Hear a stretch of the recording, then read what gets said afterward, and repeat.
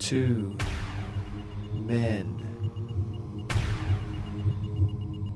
2 philosophies, 2 choices, 1 decision. You decide.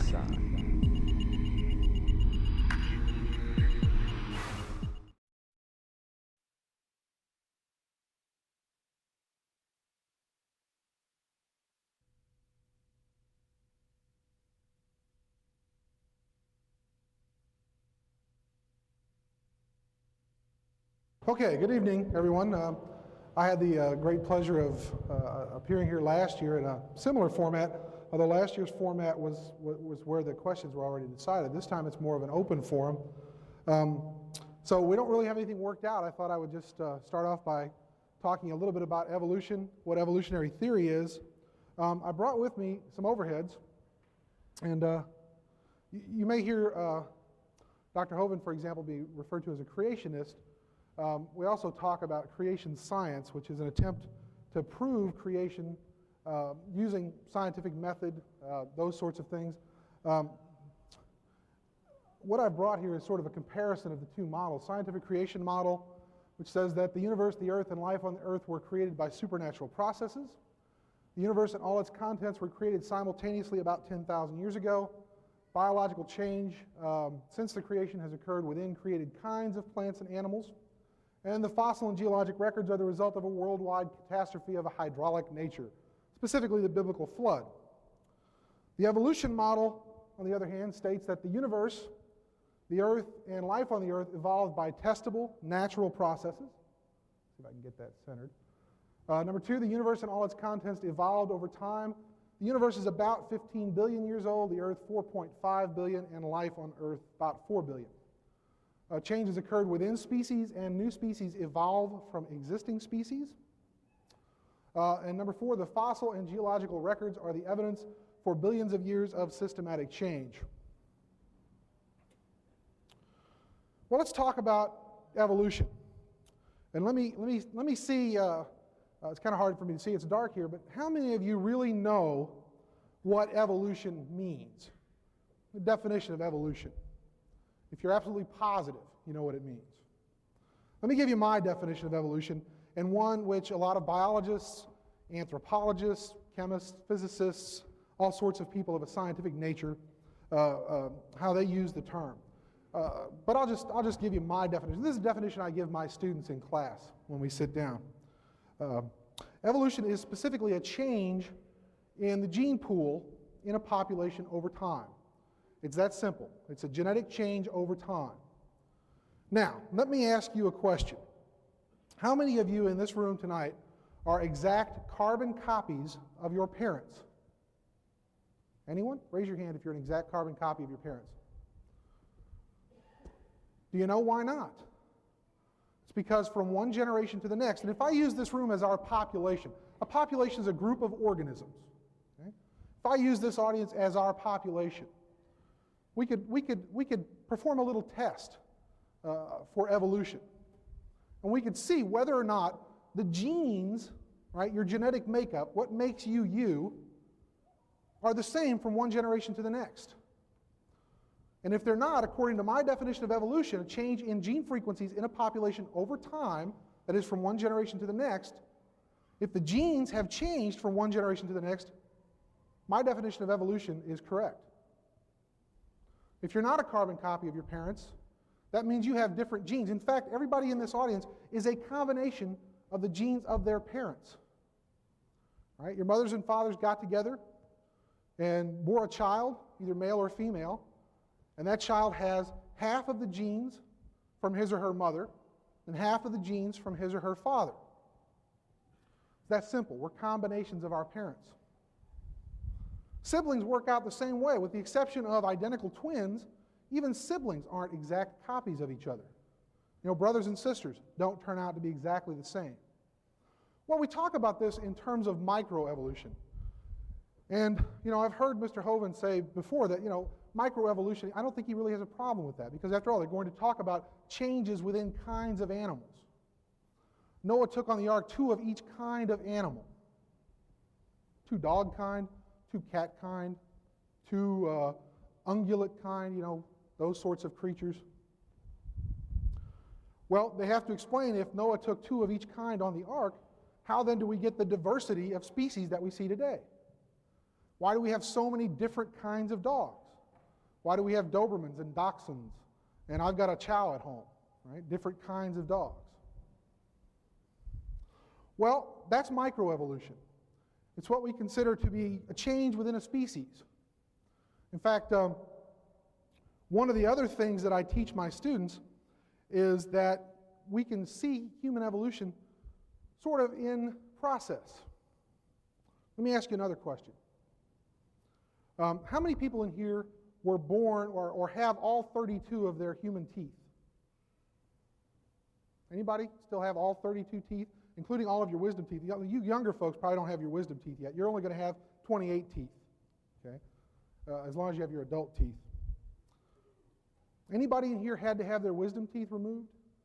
Taken out? Come on, raise your hands. Don't be shy. We can put our hands up. I had my wisdom teeth out. Why do humans have problems with third molars, wisdom teeth? Why do we have to have them removed? And what happens to you if you have problems with them and you don't have them taken out? What happens if they get impacted, infected, if they grow in crooked? You can get very sick from it. You can die from it. Well, that seems like an imperfect design. We put a design flaw in the system. We're going to make an organism that has too many teeth for its mouth. In fact, it has so many teeth for its mouth that it's going to have problems with them. And if you don't have access to modern medicine, fortunately we do. We can go to the dentist, and the dentist can put braces on our teeth, or the dentist can pull some teeth. Right? I had to go to an oral surgeon. It was really nasty. I had to go in there and cut my jaw open and take out my teeth. And in fact, they severed my mandibular nerve while they did it, so I have a dead spot in my lower jaw from it. When we look at human evolution, and one of the things that I will encourage you to do tonight, I brought along some fossil casts of some of what I consider to be our human ancestors. Okay? And I'm going to lay them out on this table, and I encourage you all to come up and look at them. I'll ask that you be careful with them because they're kind of expensive, and I don't want them to get broken, but feel free to come up and look at them. In fact, I'll be pointing out some features tonight on some of these casts. When we look, for example, at a human ancestor 1,000,000 years ago, we find that they had 32 teeth. They had tremendously large faces. One of the things that will probably come up tonight is the issue of transitional fossils. They'll say to me, Dr. Hartman, if evolution is true, then we should see change. We should see evolutionary change over time, represented in the fossils that we have. I can show it to you. I've got it on overheads. I brought in some of the skulls. How many of you people in here have actually seen a real human skull before? Skull of an early hominid, an early human. I've got some to show you tonight. If you haven't ever seen them, I encourage you to look at them. One of the things we realize is that earlier humans had smaller brains and larger faces. Larger faces had plenty of room in there for all 32 teeth. Over time, one of the changes that's occurred in humans is that our brains have gotten larger. In fact, they're tremendously large today. Human beings have the largest brain to body weight ratio of any animal on the planet. Not the largest brain. I mean, a blue whale has a much larger brain than humans do. But blue whales also have tremendously large bodies. They need a huge brain to control that huge body. We made room for that large brain, the expansion of our cranium, the upper part of our skull, through a reduction in the size of our face. Our faces have been getting smaller, and I'll lay out a series of fossils for you to look at. And you'll see some of the earliest ones that we have really large faces and really small brains.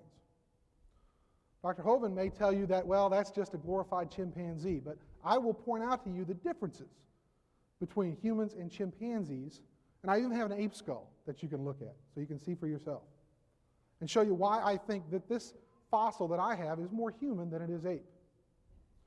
Well, over time, the faces have gotten smaller, the cranium have gotten larger, the brain has gotten larger. Well, our faces are getting smaller, that's crowding our teeth. In fact, within the last 100,000 years ago, we start to see humans not just in the fossil record, but I also do quite a bit of archaeology. I'm one of the guys that goes out there and digs up the remains of dead people. And I've seen hundreds of them. And we see in the archaeological record that this is not a unique problem to modern humans. This is ever since we became modern humans. People have been having trouble with their teeth. And it's because of this. Ordinarily, we talk about people that have problems with their teeth being in trouble from an evolutionary perspective. And if you die, you're not successful. Well, we're pretty successful. There are currently, 6 billion people on the planet today? We're one of the most prolific species on the planet. One of the other things that I'll talk about briefly is where we fit in the animal world. Brought in a little chart. This is what we call a taxonomic system, how we categorize different things in the animal world. One of the things, by the way, that I will challenge Dr. Hovind to do tonight is to give me a definition of kind.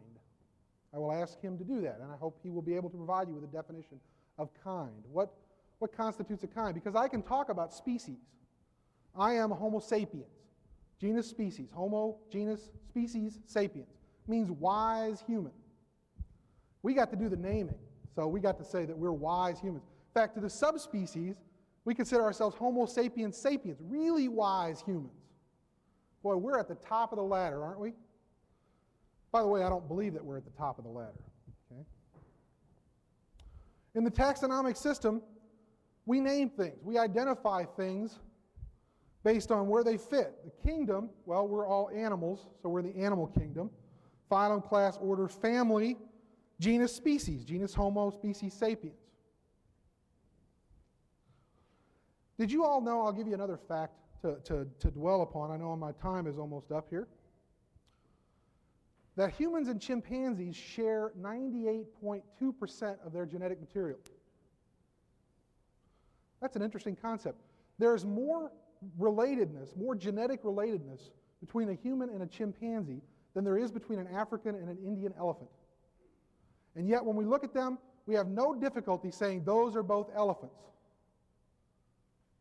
When we look at a human and a chimpanzee, we have no difficulty saying one is an animal and one is a human being. Genetically, they're not that different. In fact, it's a difference in matter of chromosomes. And let me tell you right now, chimpanzees have an extra set of chromosomes.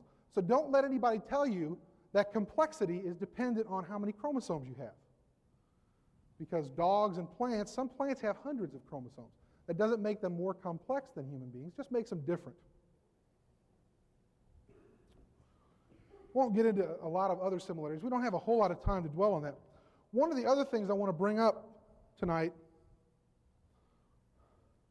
is that there are an awful lot of Christians out here in the world, who don't really have a problem with evolutionary theory.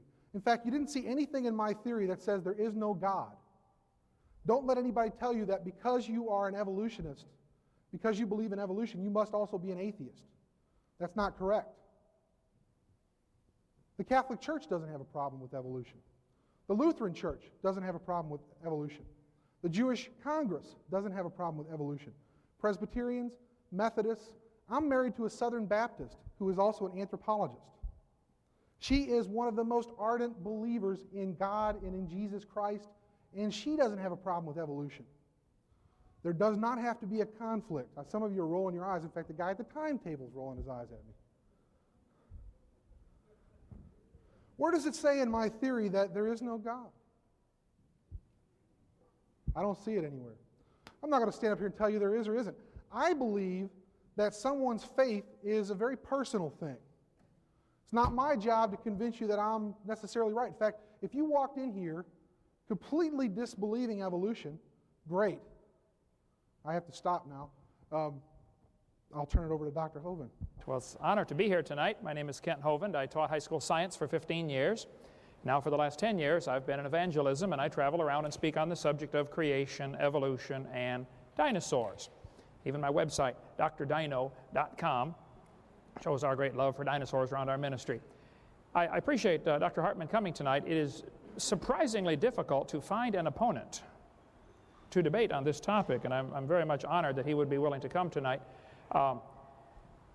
It appears to me, after speaking on this topic for 10 years, that the ones who believe in evolution generally want to stand in front of their freshman class where they have the academic and psychological advantage, and they don't want to take on somebody on a level playing field where they can answer their questions.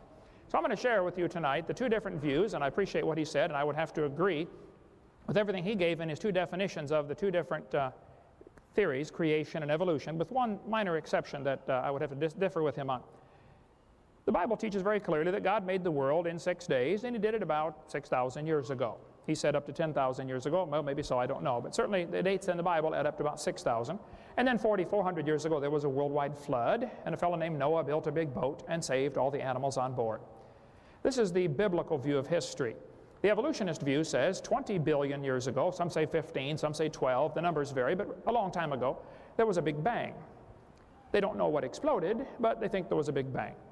And then 4.6 billion years ago, some say 4.5, the earth cooled down and formed. And this, as it cooled down, it began to rain on the rocks for millions of years and turned them into soup, and the soup came alive about 3 to 4 billion years ago. This is basically the evolution theory.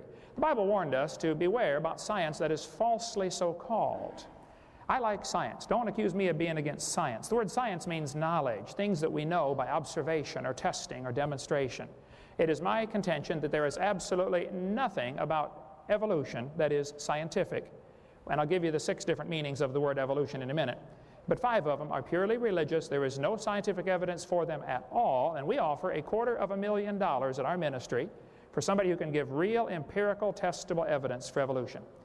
I think kids are being brainwashed. They lose their faith. One professor said he was, at 15, became a Christian, joined the Southern Baptist Church, loved Jesus, but we went to University of Alabama, where I spoke yesterday. He lost his faith.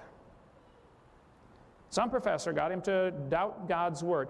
Actually, 75% of kids that go from Christian homes to secular universities will end up losing their faith by the end of their freshman year. Evolution is a religion. It violates the obvious first and second laws of thermodynamics. It does not explain where matter comes from, where energy comes from, where the laws come from. It does not explain how things get better without an input of enormous amount of energy and an intelligent force to organize the energy. It's a total violation of the known laws of science. It gives time, space, and matter the same character traits that we give to God. Able to create things. Evolution, I think, is a dud of a theory. It requires faith in all sorts of things. It requires faith that life can come from non-living matter. Nobody's ever seen that. It requires faith that an animal can produce a different kind of animal. Nobody's ever seen that happen. Members who no longer believe are excommunicated, just like any other religion. If a professor at the University of Little Rock stood up in front of his class and said, "Students, I no longer believe in evolution. I believe creation is true," there is a good chance that people would try to get him fired from his position. Dean Kenyon at Stanford University, they tried to fire him. He was a 20-year tenured professor of biology. He wrote books on evolution. But as soon as he got converted and became a creationist, they fired him. He sued them. They finally reinstated him as a lab assistant, which is what college seniors do, only because he believed in creation. Last week I sat in the living room of Robert Gentry, who worked at Oak Ridge Laboratories in Knoxville, Tennessee. He wrote major articles for magazines like Science and Nature, published all sorts of articles in major science magazines until they discovered he was a creationist, and his funding was shut off at the spigot instantly. Call him up, Robert Gentry. He's got a website, halos.com, H-A-L-O-S, and he'll be glad to talk to you about it. There are case after case where people are excommunicated because they no longer hold the faith of evolution. It is a religion. Only members in good standing are considered worthy of judgment. So if you don't believe in evolution, therefore you can't be a scientist, therefore all scientists believe in evolution. They define the terms, and of course, if we're under those ground rules, of course they're going to win the war in that situation. Evolution attempts to provide basic answers to the questions of life. Who are we? Why are we here? Where did we come from? Where are we going when we die? It is a religion. It deifies nature, Gaia hypothesis, and evolution. Those words are always capitalized, capital E. It's a religion. Majority opinion is somehow considered proof that it happened. I hear this all the time when I do debates. It's like, well, everybody believes in evolution. Oh, well, first place, not everybody believes it. Second place, even if everybody did, that's not proof that it happened. And these professors, I appreciate Dr. Hartman coming tonight, but I'll tell you, the vast majority, you told me you asked quite a few to come tonight and they wouldn't do it. We probably get 1,000 to 1 refuse to debate, as opposed to the few that will come debate. And I certainly appreciate the opportunity tonight. Darwin, when he was 22 years old, graduated from Bible college to be a preacher. He set sail on board the Beagle in 1831. As he sailed around, he came to the Galapagos Islands, and he noticed there were 14 different varieties of finches based upon their beak shape. Charlie concluded that probably all the finches had a common ancestor. I bet you're right, Charlie. It was a bird. And then he concluded that this probably proves the birds and the bananas are related.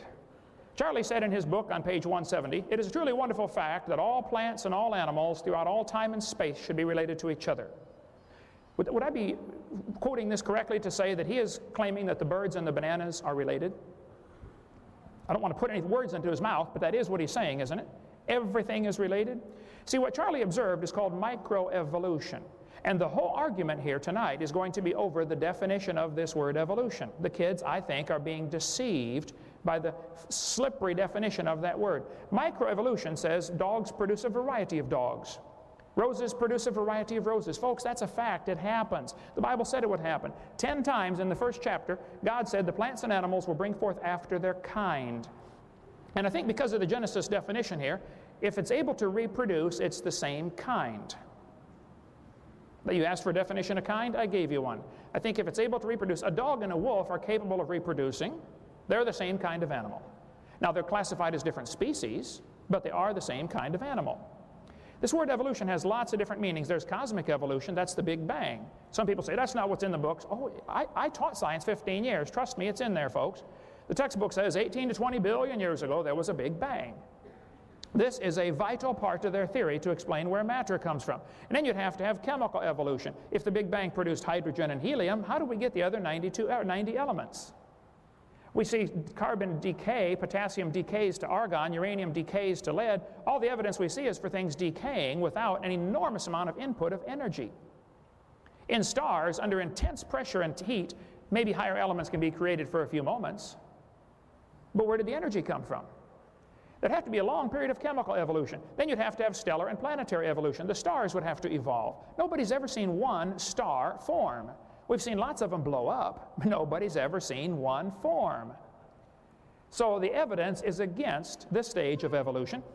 Then we'd have organic evolution. That's the origin of life. Nobody's ever seen non-living material come alive. This is not part of science. It's part of what they believe in. It's a religious worldview.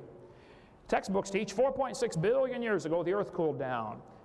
Millions of years of rains created great oceans. This is what the books say. I'm not making this up. I collect the books. I have hundreds of them. Millions of years of rains created great oceans. This one says, swirling in the waters of the oceans is a bubbling broth of complex chemicals. Progress from a complex chemical soup to a living organism is very slow. Well, I guess it is. Totally stopped. Doesn't happen at all. That's how slow it is. This one says, the first self-replicating systems must have emerged in this organic soup. This is a college textbook. So basically, the evolutionists believe that the humans, the birds, the crocodiles, all had a common ancestor. Now, they're welcome to believe that. Honestly, I don't care what they believe. But I'm sick and tired of them using my tax dollars to spread this kind of propaganda in our school system when it's not science.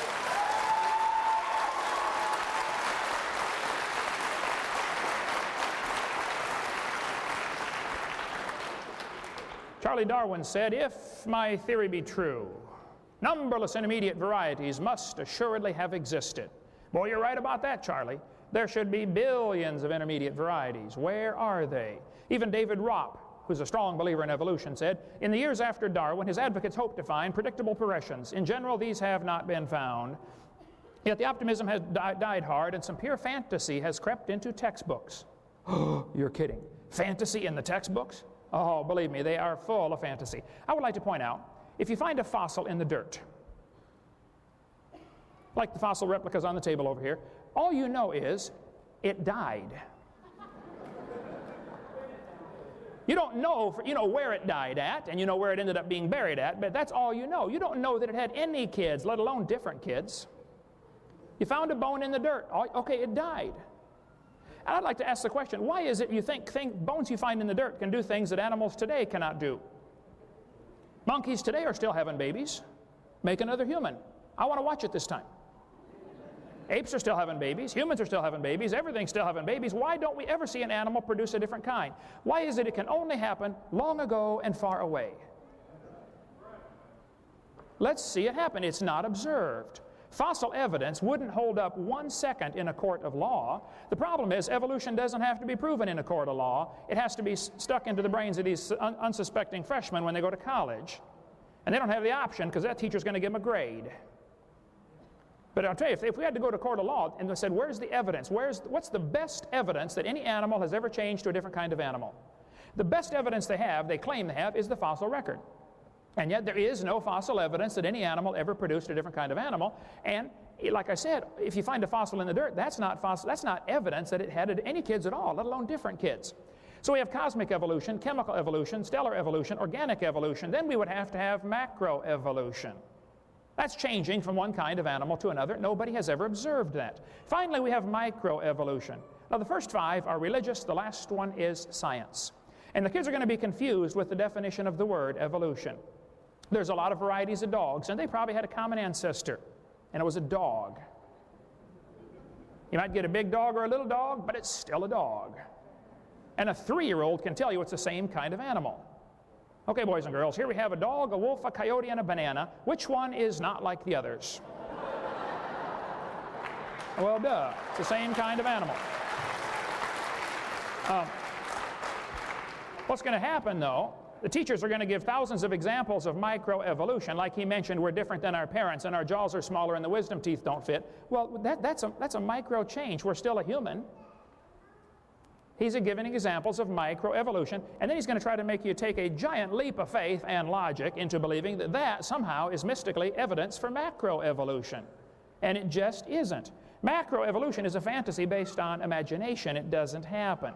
And they spend a lot of time arguing about where is the line between micro and macro. Well, I don't know exactly where the line is in some cases. I think that might be a good field of research. But that certainly doesn't mean the other ones are included. See, the other 5 definitions are smuggled into the textbook, riding on the coattails of examples of macroevolution.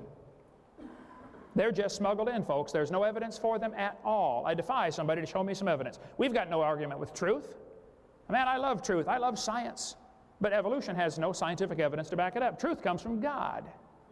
I'd like to see some evidence to back up evolution. We welcome any challenge. I have a standing offer. We offer $250,000 for proof for evolution. I mean, come on, let's have it. And I pay for my tickets to fly to do these debates. It's so hard to find an opponent. Honestly, I'm not a professional debater. I've never had a class on debate in my life. And usually the evolutionists are a lot smarter than I am, but I'm right and they're wrong. It's very easy to win a debate like that. We only object to lies being included in with the textbooks. If there's some real evidence for evolution, I would like to see it. There is none. In advertising, it's called bait and switch. It happened tonight already. Dr. Hartman gave his definition of evolution. Look at this textbook. Evolution is change over time. Is that really what they mean? In other words, there is no doubt living things have changed over time. Well, I agree with that definition. This textbook says evolution can be defined as a change in species over time. Okay, if that's really what you mean, I agree. Evolution happened. But that is not really what they mean. They suck the kids into believing in evolution with this one definition, change over time, which everybody's going to agree with. You're different than your parents, aren't you? Of course you are. And then as the kids get indoctrinated, they slip in the other cosmic evolution, Big Bang, organic evolution. And they're told, if you don't believe in all this other 5, then you don't understand science. Well, I resent that. I was in a debate in El Paso, Texas a few weeks ago, and the professor basically said over and over throughout the debate, well, you know, the average person just doesn't understand the complexities of this topic. I said, folks, what he's trying to say is he's smart and you are dumb. That's what he's very much trying to, not to avoid saying, but that's what he means. There is no evidence. See, variations happen, but they have limits. I agree variations happen. You might get a big pig or a little pig, but you're still going to get a pig, and there's a limit. You're never going to get one as big as Texas. There's a limit. Roaches become resistant to pesticides, but they'll never become resistant to a sledgehammer. There's a limit. And it's still a roach, by the way. They don't produce any new kind of plant or animal. Variations happen. Christians and creationists have no argument with that, but they have limits. Big dogs and little dogs are still a dog, and nothing new is added to the gene pool. Thank you.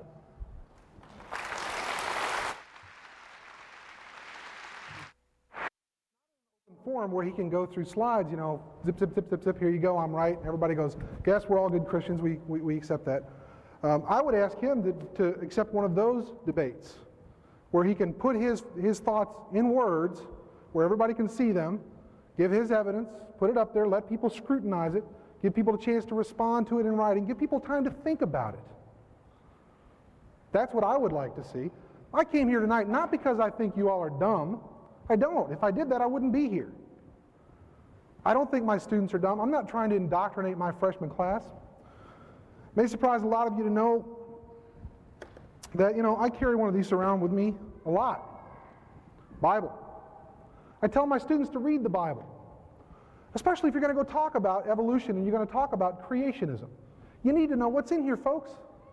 The same way I would tell you that if you read nothing but the Bible, you're being misled too. You need to read what's in the science textbooks, not just listen to what one man comes here and tells you.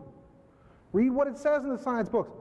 One thing I will take issue with, when you put up a quote from somebody and you see those little dots in them like you saw in the Darwin quote, there's something missing there.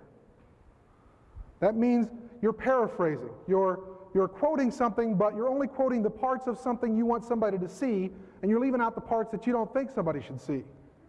That's a little misleading. If you're going to put a quote up by somebody, if you're going to quote somebody, quote the whole thing.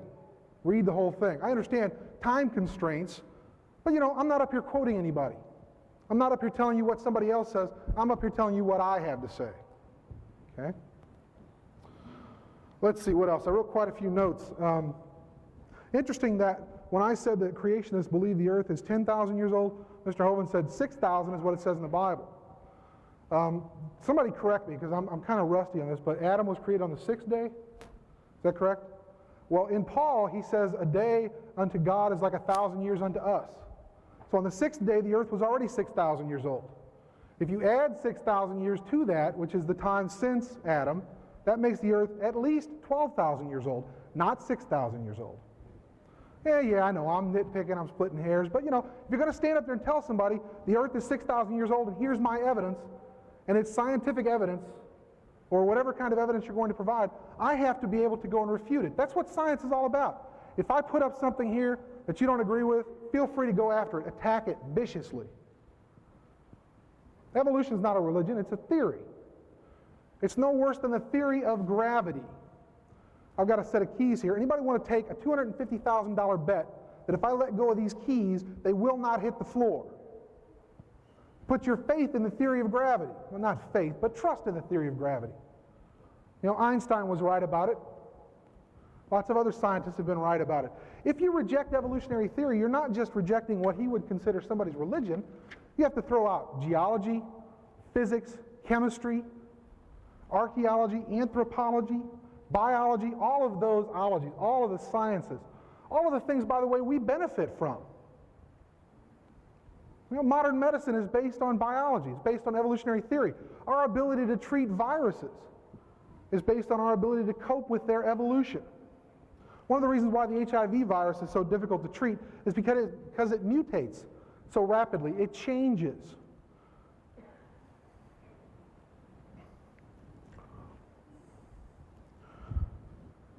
Let's see, what else? Capable of reproducing. His definition of kind.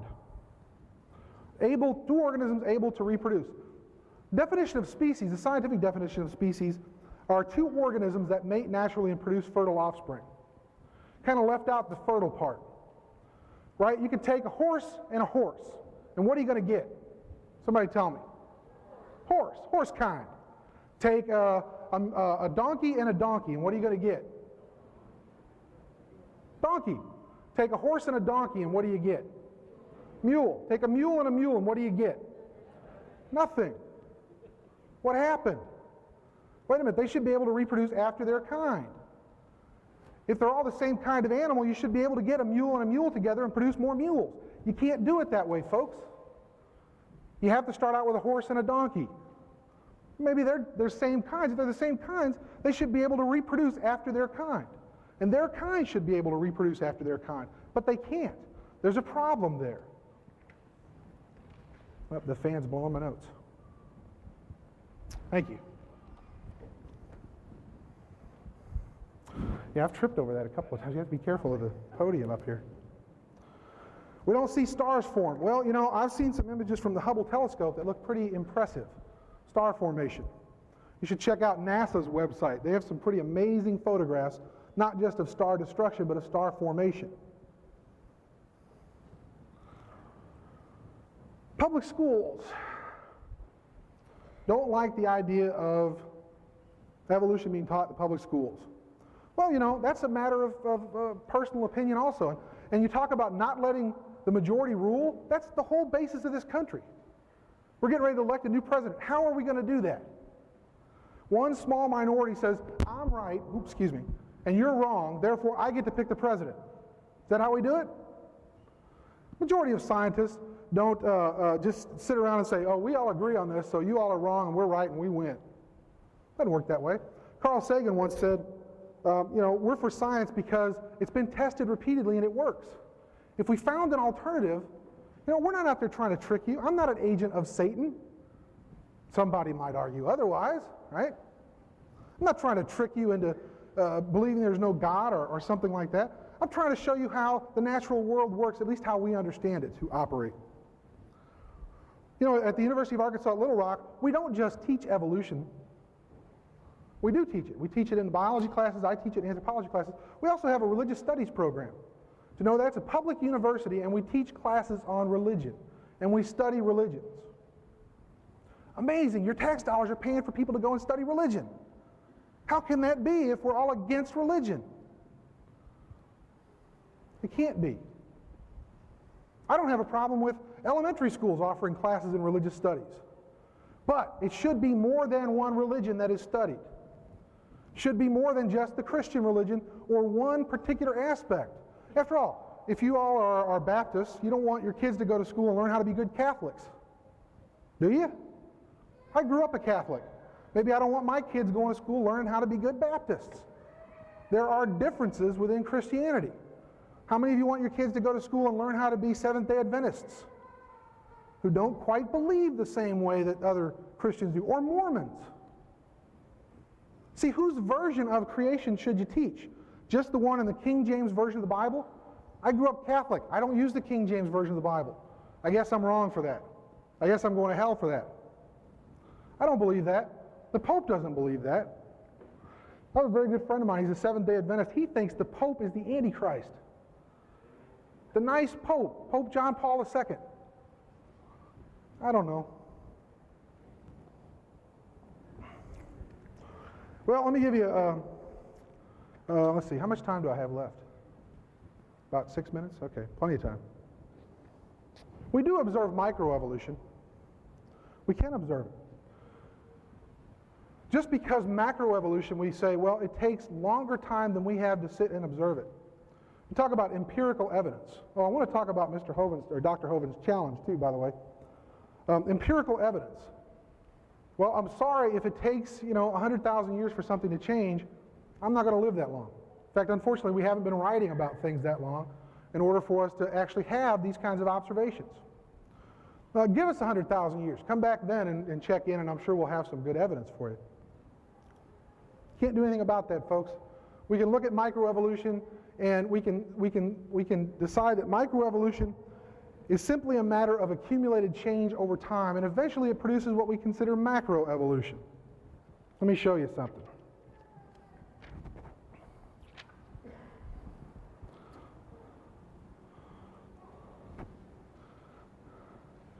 How do you suppose it got to be, if horses and donkeys are the same kind of animal, that something got screwed up with their genes so that they can no longer produce after their own kind?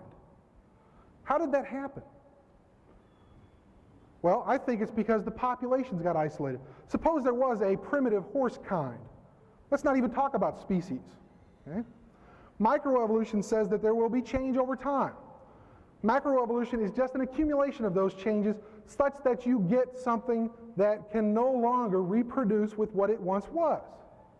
It's that simple. Here's a little diagram. Two demes of a single species, two populations of a single species, if you will, separated by some kind of barrier, a water barrier. If you have organisms that can't cross a river and a river flows between them, it effectively isolates the two groups of populations. Put the horses on one side, the donkeys on the other if you want to. Over time, microevolution happens to both of them. If we're willing to grant that microevolution can change somebody's teeth, why not somebody else's reproductive system? See, we can say that, well, it works on teeth, but it doesn't work on anything else. It works on everything, folks. Microevolution works on everything. Eventually, you've got enough change to where maybe their genes don't quite match up. The problem with humans and chimpanzees is that chimps have 48 chromosomes and humans have 46. If you did try to get a human and a chimpanzee to mate, God forbid, right? You couldn't produce anything because they have incompatible chromosomes. When the sperm and the egg get together, there's a chromosome left over, and it happens to be a big one. It's an insurmountable challenge. It won't happen. Can't even do it in the laboratory. Not that we should try. Hopefully nobody's trying that. Okay? Two separate populations separate for long enough, different microevolutionary changes, all of a sudden, you get them back together, right? Somebody gets a farm and gets a horse and a donkey, puts them back together, and they can't produce after their own kind anymore because there's been a real genetic change, a microevolutionary change that's accumulated over time such that now it's a macroevolutionary change. Horses and donkeys and mules are different species, and I would argue they're also different kinds of animals. Let me finish up with a challenge. I saw this, hey, I'm like the rest of you, my mouth watered. $250,000. Where's the criteria? Where does it say what kind of evidence I will accept? Well, one man tried to accept the challenge. I'll ask Mr. Hovind if he's familiar with Kevin Henke and Dr. Berend Vlaarderingerbroek, who's from a Scandinavian country. Pardon me for butchering his name. One of them said that the only evidence he was told would be accepted was for him to actually create a new universe. Well, that would prove both theories, wouldn't it? Because Kevin would be the creator. He created a whole new universe. I can't do that. Nobody could do that. What other kinds of evidence? So I'll ask Mr. Hovind to present, what criteria he would accept for real scientific evidence, real empirical evidence of evolution. Give me a suite of things to choose from. Don't just give me one thing. Also, I checked out his website. You should check it out, by the way, www.drdino.com. I believe that's it. Because he goes into this. There's a panel of judges who will review the evidence. But see, they're real busy men, and they don't have time to answer facetious or silly questions, so he's not going to tell you who they are. Well, if I have to take my time out of my life, however long it takes me, to get my evidence together and present it, I'd like to know who's going to review it. When I submit an article for publication in a scientific journal, I get a list of reviewers. I know who's reviewing my work. Sometimes I'll get comments back from them. I know ahead of time. Now, I trust that Dr. Hovind here is an honorable man and wouldn't stack the deck against me. I'd like to know who the 6 people are, or however many judges there are, who they are and what their backgrounds are, whether or not they're creationists, whether or not they're evolutionists, those kinds of things.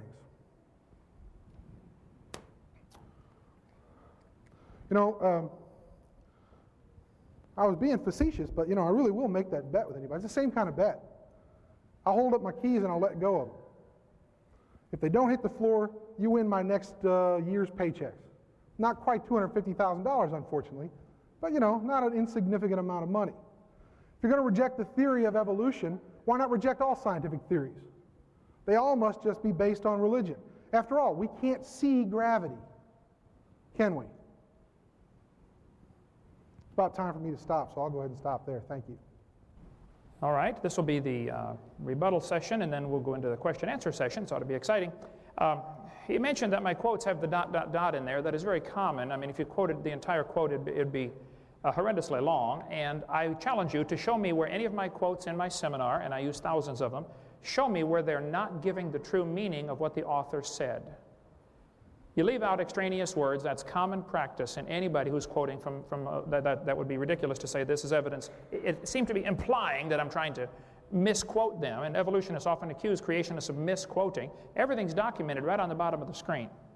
Look it up. Show me where I'm wrong, where I'm not giving the true meaning. You mentioned about email debate, people wanting to debate me on email.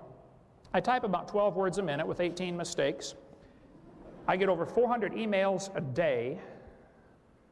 I don't have time to get involved in a long email debate. I was home for 12 hours this week. I got in at 3 last night. I speak 700 times a year. I tell all the evolution, what they want to do is they want to eat up all of my time so I can't get out and speak to folks that really want to hear. They don't want to hear anyway.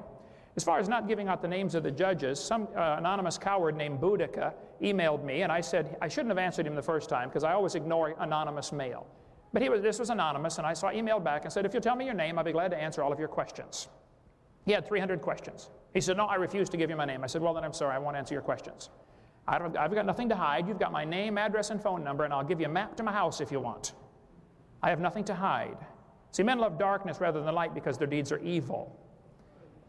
Well, Boudica sent in what he said was evidence for evolution. It was ridiculous, but I sent it to the judges. I told him I'm going to send it to these guys. Boudica right away wrote nasty, vile, filthy letters full of profanity to these judges.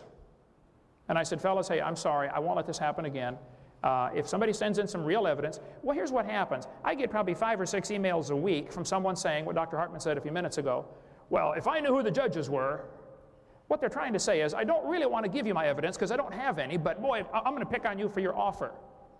They strain at gnats in the offer of $250,000 rather than just send the evidence.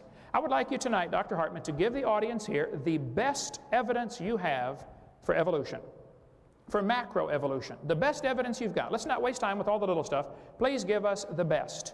I have over 500,000 videos out there in circulation that we've produced, plus who knows how many copies of those that have gone around. My words are easy to examine. I don't have time to type everything out, though we are putting, as of today or tomorrow, my entire seminar will be on my website. You can click a button and watch the videos and listen to the audio, free of charge, and then you can challenge anything I'm saying, and if you think I'm misquoting somebody, please let me know. I'm certainly not perfect, and I've made lots of changes through the years. He mentioned evolution as a theory like gravity. Now, that is absolutely a ridiculous comparison. Gravity has evidence. We can observe it happening. We don't observe anything about what he said about evolution. To compare evolution with gravity is silly. Sure, we can watch things happen. We can watch gravity. There's testable evidence. Where is the testable evidence for macroevolution? Where is the testable evidence for cosmic evolution? Where is the testable evidence for organic evolution? There is none, and that's what my offer is all about. So don't compare evolution to gravity. And then he said, if we reject evolution, we have to reject science. Well, that's a ridiculous comparison. I don't reject science. I defy you to show me one beneficial thing we have in the world today because of the evolution theory. What good has it done? Is that why we have electricity? Is that why we have computers or video projectors? Is that why we have... Can you name anything we have in the advancement of science because of the evolution theory? When you have your time in just a minute. As far as mutations of viruses, modern medicine, all of the branches of modern science were started by creationists. The evolution came in like a leech and took over what they'd already created. They don't ever create anything new. They take over universities that were started by Christians and creationists, like 97% of the first colleges in America were started by Bible-believing Christians. They come in there and take them over, but they don't start their own. It's like a leech. They got to take over what somebody else does. What good has evolution done? You mentioned about star formation. I believe I got your quote. You said it may be happening now. You saw some pictures of the Hubble telescope sending back. This is typical. They say, well, evolution, we have evidence coming in right now, or they're studying this in the laboratory. We've been studying for 120 years. Where's the evidence that has stood the test of time? Why is it always, well, we're looking at it right now? Well, that's not evidence yet. Let's see something that has stood the test of time. Nobody has proven the formation of any stars. They're seeing a bright spot in Crab Nebula, saying, wow, it might be a star forming. Well, it might be the dust is clearing, and you're seeing a star that was behind it all along. We don't know yet. Let's see some evidence that stood the test of time. He's mentioned about majority rule. Well, 91% of the population of America believes God created the world. 47% of them believe He did it in the last 10,000 years. If we're really going to have majority rule, then let's throw evolution out, since so few people believe it anyway.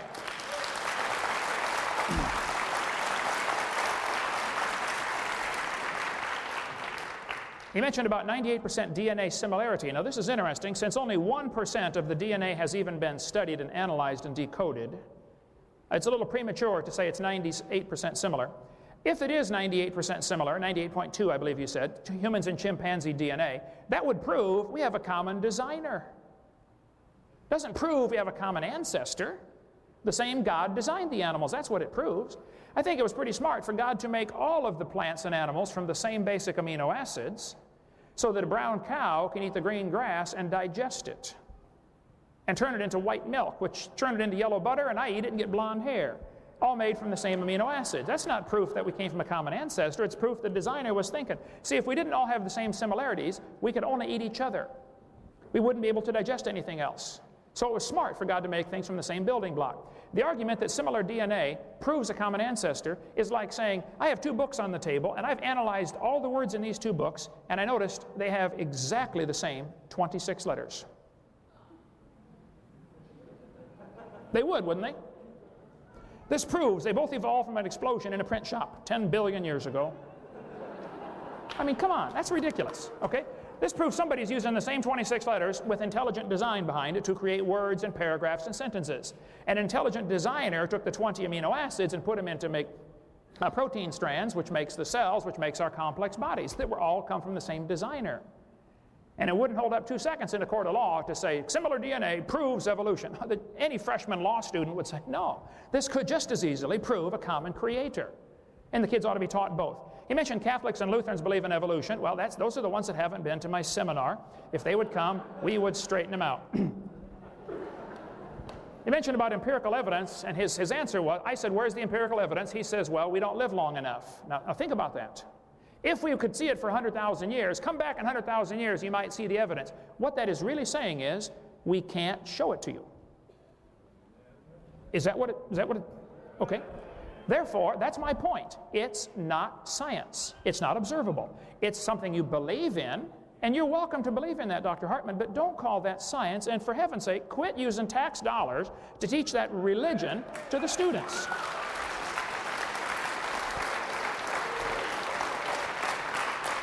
I'll tell you what, if we come back in 100,000 years and see that things really have evolved, then we'll start teaching it. Until then, it does not belong in education. What he translated that sentence was, we don't have the evidence. My offer's on my website. As far as creating a new universe, I never said that to those guys from South Africa with the weird names that wrote me the letters. I corresponded with them a half a dozen times. They never would send any evidence. They did the same thing they always do. Well, who's on the panel? You know, where's the bank? What's the account number for the bank and all this stuff? I said, look, my word is good. You send the evidence. They never do send the evidence. All they do, I was in a debate one time in Minnesota, and this lady said, there's lots of evidence for evolution. I said, let's see it. She said, well, there's just lots of it. I said, okay, let's see it. Well, there's just so much. Okay, show me one. Oh, there's just lots of it. Okay, show me one. They never do show you one, folks. All they do is say there's lots of it. And these guys claim that they want to pick on my offer over some little straining at a gnat, and they're swallowing the camel of believing that we all came from a rock over 4.6 billion years. Man, that's ridiculous. My offer is good. My point is, evolution has 6 different meanings. I would like empirical evidence for all 6. There is none. My offer is clearly spelled out on my website, drdiner.com. Look it up. He asked, are the judges all creationists? First place, I don't know. Second place, I wonder why that question would even come up. Because does that determine whether a person is qualified to be a scientist or not? In the minds of some, it certainly does. In other words, if you believe in creation, you're not a scientist. This sounds like the Soviet Union 10 years ago. If a teacher stood up in the Soviet Union and said, you know, kids, I don't think communism works. I think capitalism is a better system. What would happen to that teacher? He'd be out shoveling snow in Siberia, right? And then the leaders get up and say, hey, everybody believes in communism. Well, of course they do. Look what happens if you don't. Evolution, the textbooks are full of lies that are shown to the kids to try to get them to believe in evolution. And I resent that. You have varieties of corn, and they probably had a common ancestor, and it was a corn of some kind. And there's all sorts of kinds of corn today, but you still crossbreed them and you still get corn. You never get a hamster or a tomato or a whale to grow on your corn stalk. Nothing changes. There's varieties of dogs, and they probably had a common ancestor. You have big horses and little horses, and they might have had a common ancestor. And as far as the horse and the zebra and the mule not being able to breed, well, what we're seeing is branches on a tree that came from a common root, and now they're so different, they can no longer interbreed. That still doesn't prove they didn't have a common ancestor. Think about the argument. He's saying a horse and a donkey or a mule or jackass or whatever it was he mentioned cannot breed and produce fertile offspring, and therefore they're different species. Well, maybe so. If it depends on your definition of species. Who gets to decide what the definition of species is, for one thing? But get a horse and a zebra and put a 5-year-old next to him and say, are these the same kind of animal? Oh, yeah. Anybody could tell you they're the same kind of animal. Seeing the branches on the tree where they now have diversified, where they're no longer interfertile, well, that doesn't prove they didn't have a common ancestor. It also certainly doesn't prove the horse and the banana are related to a rock 4.6 billion years ago. We got varieties of cows and things happen, but the textbooks contain things that just aren't true. I've got a whole 2.5-hour video going through lies in the textbooks that kids are exposed to try to get them to swallow this evolution theory. And it's really sad. They're going to tell the kids the appendix is vestigial. Well, I'm sorry, the appendix is part of the immune system. It is not vestigial. Take that out of the book, okay? There's no such thing as a vestigial structure. This book tells the kids that the whale used to walk around. It says the whale has a vestigial pelvis and leg bones. Vestigial pelvis and leg bones, evidence of its evolution from 4-legged land-dwelling ancestors. Well, the guy that wrote this is either ignorant of his whale anatomy or he's a liar, because those bones are essential for the whales to reproduce. Muscles attached to those bones. The male and female whale bones are very different. That has nothing to do with the whale walking on land, but this kind of stuff is presented to the kids as evidence for the evolution theory. And I'm sorry, it's a lie. If you have some real evidence, I would like to see it, but don't lie to the kids. This one says the humans have a tailbone that is of no apparent use. I had a guy tell me that in a debate in Huntsville, Alabama. He said, humans, we got proof for evolution. You no longer need your tailbone. I said, sir, there are 9 muscles that attach to the tailbone, without which you cannot perform some very valuable functions. But if you think the tailbone is vestigial, sir, I will pay to have yours removed. Bend over. It is not vestigial. I would like to point out there are no vestigial structures, and secondly, even if there were, that would be the opposite of evolution. That's losing, not gaining. Show me how we gain something. And even people like Pierre Gross, who believes in evolution, said mutations do not produce any kind of evolution. All you get is a mutant variety. And then the textbooks tell the kids that natural selection goes in with evolution somehow. Oh, come on. I got nothing against natural selection. Natural selection is a conservative process that keeps the species strong. It doesn't change it to something else. It's sort of like a quality control. It's not going to change it to anything else. But the textbook tells the kids natural selection causes evolution, and that just simply is not true. Natural selection keeps birds birds and dogs dogs. It doesn't turn a bird to a dog or anything in between. It's a conservative process. They tell the kids the fruit fly is evidence for evolution. All they did after years of mutating those poor flies is got flies that were worse off than Grandpa Fly. They got flies with curled wings and flies with no wings. That's not a fly, that's a crawl. They got all kinds of mutated flies. They never got a beneficial mutation. They're going to tell the kids, it's still in your textbooks right here in Little Rock, Arkansas, that the peppered moth is evidence for evolution. After 40 years of watching, exactly 2 moths were found on the trees. 2 in 40 years. So they glued dead moths to the trees in order to take the picture to put in the textbooks to make the kids believe in evolution. That's a lie, folks.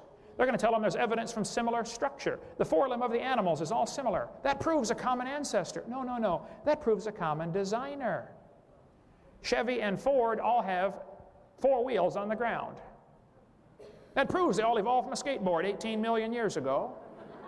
No, it proves it's a good design and it works good, okay? That's what it proved. They're going to tell the kids the human embryo has gill slits.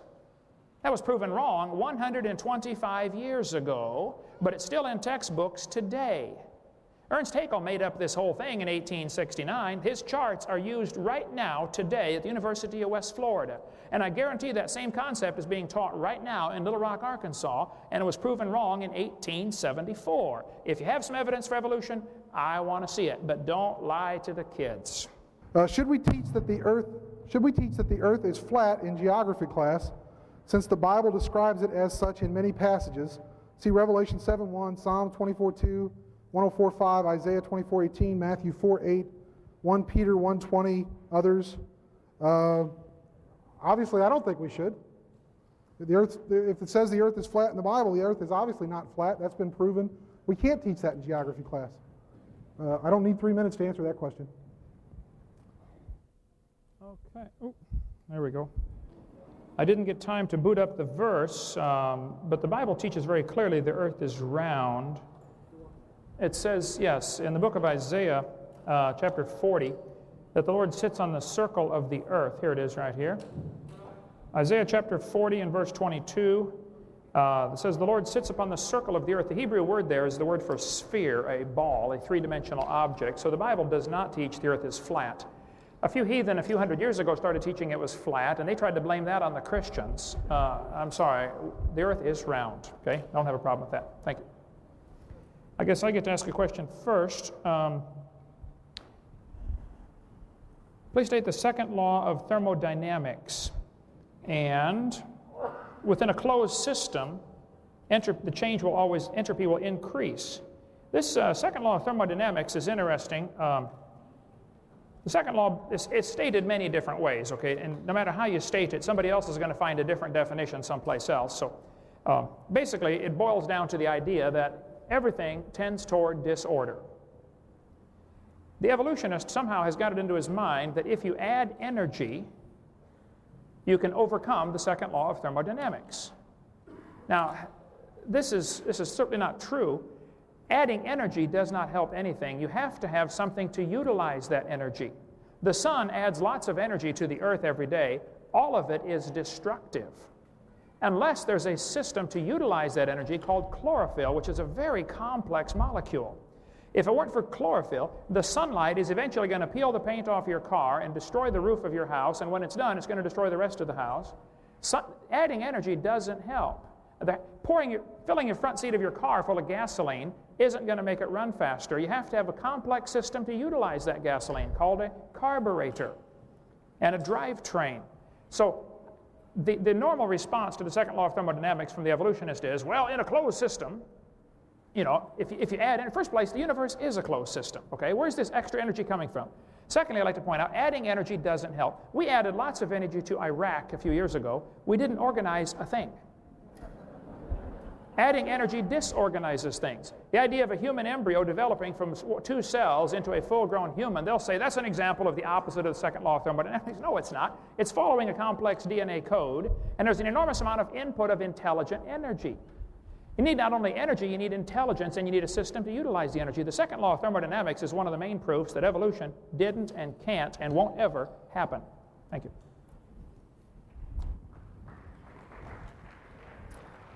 Can I see the card?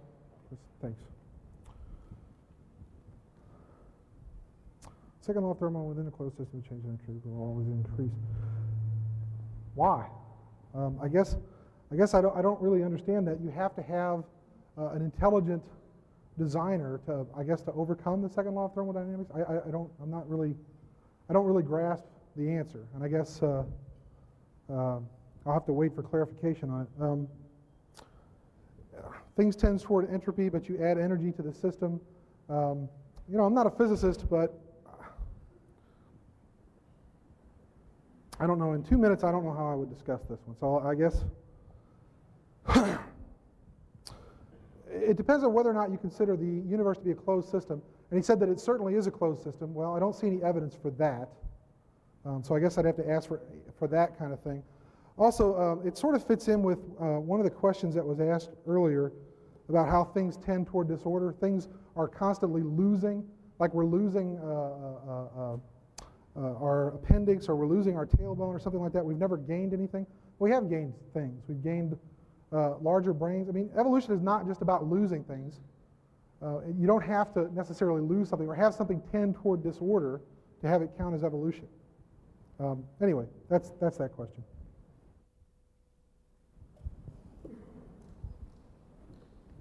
Okay, I was given... Okay. I guess we're switching back and forth. This is kind of a long one, but I'm just taking them. I am a junior at UALR, which is the university I teach at. You said earlier that you were not trying to indoctrinate freshmen.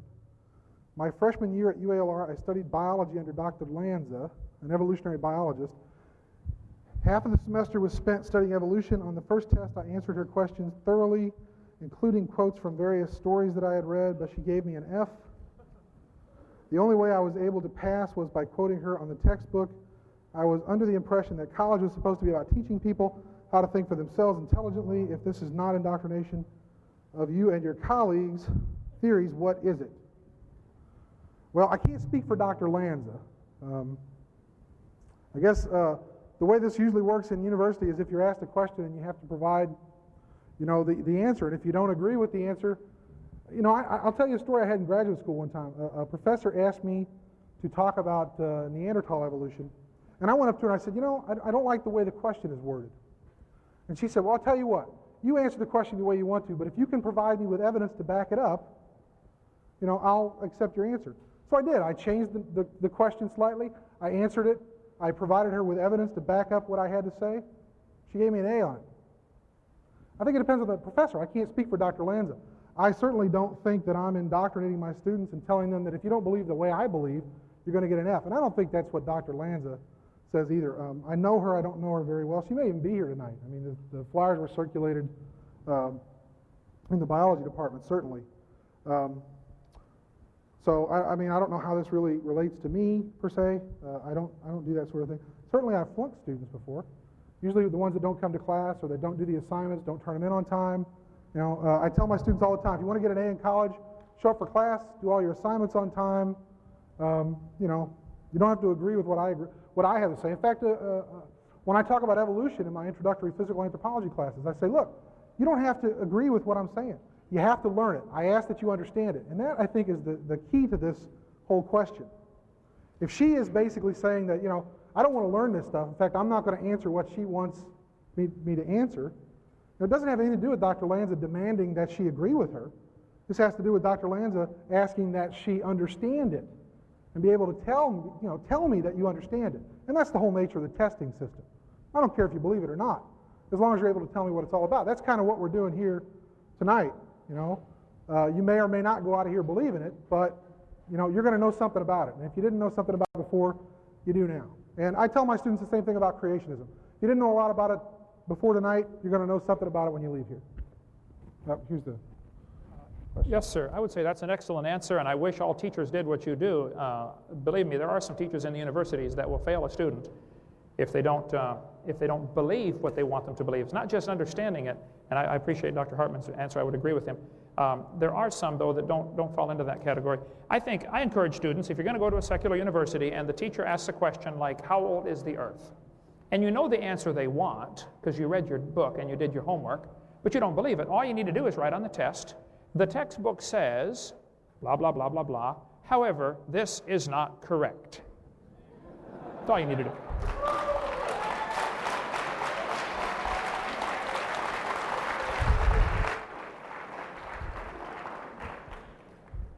This question was asked on 4 pages of prepared questions. Obviously, somebody thought ahead about this one. Are there contradictions, or why are there 3 creation myths in the Old Testament? Just the phrasing of the question, why are there 3 creation myths, shows a little prejudice to begin with, I would say. I would say there are not 3 creation myths. There is 1 creation story of how it actually happened. Basically, what they're usually referring to when they say this is the Genesis chapter 1 account, and I'll show you. I covered this very thoroughly on my videotape number 7. Let me get the mouse working here. Genesis chapter 1 says, God made the plants, the herbs, the grass, etc. on the 3rd day. He made the fowl, the birds, on the 5th day out of the water. And he made man the 6th day after he made the animals. So he made animals first and then man on day 6. That's the order of creation in chapter 1.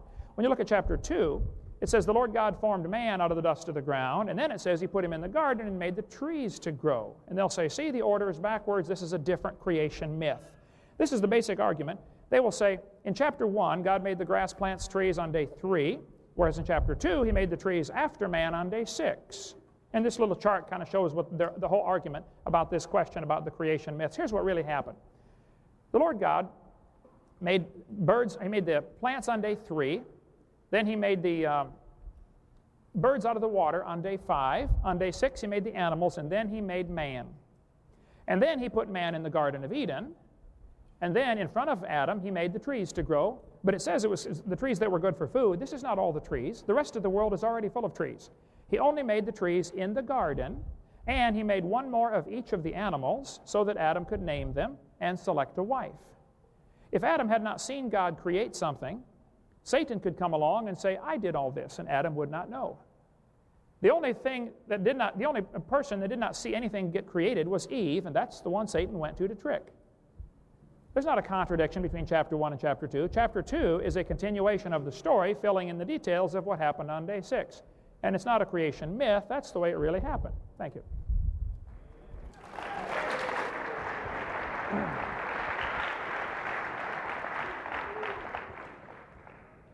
Okay. Well, this one puts me in an awkward position because I'm not here tonight to denigrate the Bible or to tell you that the Bible is not correct or that it has contradictions. But I think it does have some contradictions,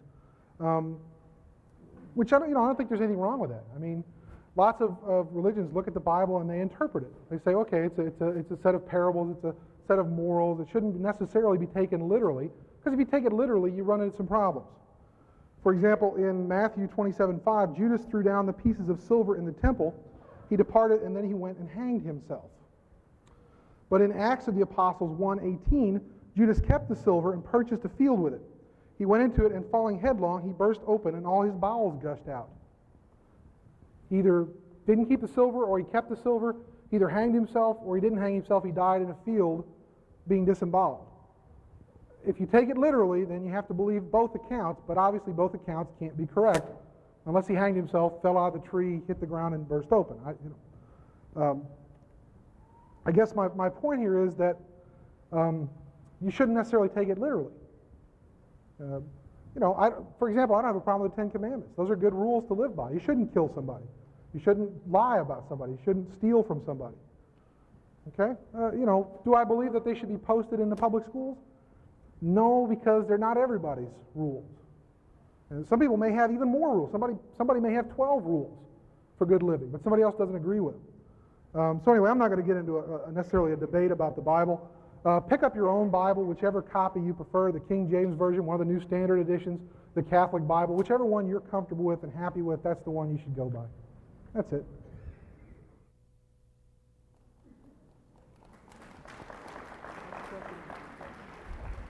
Question is my microphone? There it goes. Ooh, oh. Technology is our friend. If evolution is true, why don't we have apes instead of babies? We do. Human beings. This gets to the question of whether or not humans are animals. Some creationists will tell you that we're not animals. We are animals. We eat, we sleep, we reproduce, we defecate, we do all those nasty things we don't like to talk about in public, but by golly, every one of us does them. If that doesn't make us animals, what does? Do we have dominion over the animals? Of course we do. We've got all the power. Give birth to an ape? Well, we can't do that. I've already talked about, chimpanzees are the closest to us genetically, but there's a little problem with the chromosomes. I personally believe that we shared a common ancestor 5 million years ago with chimpanzees. Not that we evolved from chimpanzees, but that we had a common ancestor. The common ancestor probably had 48 chromosomes. And by the way, I'll point out something that Mr. Hovind said earlier about, let me see if I get this. Well, no, I think I'll save that for my closing remarks. Chimpanzees have one extra set of chromosomes. We can't physically reproduce with chimpanzees. One thing I will point out is if we're talking about kinds here, and we have to talk about relatedness, chimpanzees, I said, were 98.2% similar to humans, but gorillas are about 94%, and orangutans are about 92%. Now, if they're all ape kind and they all have one common designer, then why aren't they all equally dissimilar? You see what I'm saying? Why aren't gorillas 98.2% genetically the same as we are? Why are they a little bit different? Because we understand that they evolved at a slightly different time period. Gorillas, in fact, emerged a little bit earlier. Chimps and humans split about 5 million years ago. Gorillas split off about 10 million years ago. Orangutans about 17 million years ago. The fossil record, by the way, agrees with that. We find the fossils in the correct stratigraphic profile, and the dates match up. We find the first orangutans emerging about 17 to 20 million years ago. The first gorillas show up about 10 to 15 million years ago. The first chimpanzees show up between about 5 and 8 million years ago. The first humans show up about 5 million years ago. Anytime you get two lines of evidence, it's not like I'm telling you that geology has the answer or genetics has the answer, but they correlate with each other. Genetically, we see that they're about where they should be in terms of how closely related we are. And the same thing we look at in the fossil record in geology, and we can see that matches up fairly closely. Thank you. All right, thank you. My response, if evolution is true, why don't we have apes instead of babies? I would agree there's certainly a genetic difference. I think I would disagree a little when he said, as far as humans are animals, though I've seen some would make me want to believe that. I think it depends on who gets to decide where the classifications are drawn. If you divide them up, for instance, maybe God's classification system is not the same as Carolus Linnaeus's classification system. It could be that God considers whales, since they live in the water, part of the fish family. And we've decided to divide them up based on whether they breathe air above water and have milk glands and have hair, et cetera, et cetera. So it goes back to really who gets to decide what the classification divisions are, and then you can change them wherever you want. I would say plants have a body, animals have a body and a consciousness of life, and man has a body and a consciousness of life and a consciousness of God. There's something very different between man and the animals. None of the animals have culture, like music and thoughts, and express their words and their emotions in writing, and pass down this information generation after generation. So I'd say we're very different than the animals. I would not want to do that. Okay, my question, I don't know if it would matter to you, Dr. Hartman. You may not even want to give a response. You certainly can if you want. The question is, where did you get your degree from, and what is it in? I get asked this question a lot, as if usually it's an indication. When someone starts attacking a man personally, which is often what it leads to, these kind of questions, and I'm not saying it is, but often it is, that's an indication they're losing the debate on common sense, logic, and other things, and so they're starting to look for an ad hominem attack on the individual. This is like the Western Union guy comes with a telegram, and you read the telegram, and you don't like what it says, so you shoot the messenger boy. That's what happened. So the question, do you have a PhD? The dictionary definition of PhD is a doctor of philosophy. I went to a small, non-accredited Christian university in Colorado Springs, Patriot University. I earned a doctor of philosophy degree. There's their phone number. Call them up if you don't believe me. They have about 400 students. They have about 25 graduates every year. There were 3 graduating that year with me with a PhD in education. My degree's in education. It's from a non-accredited school.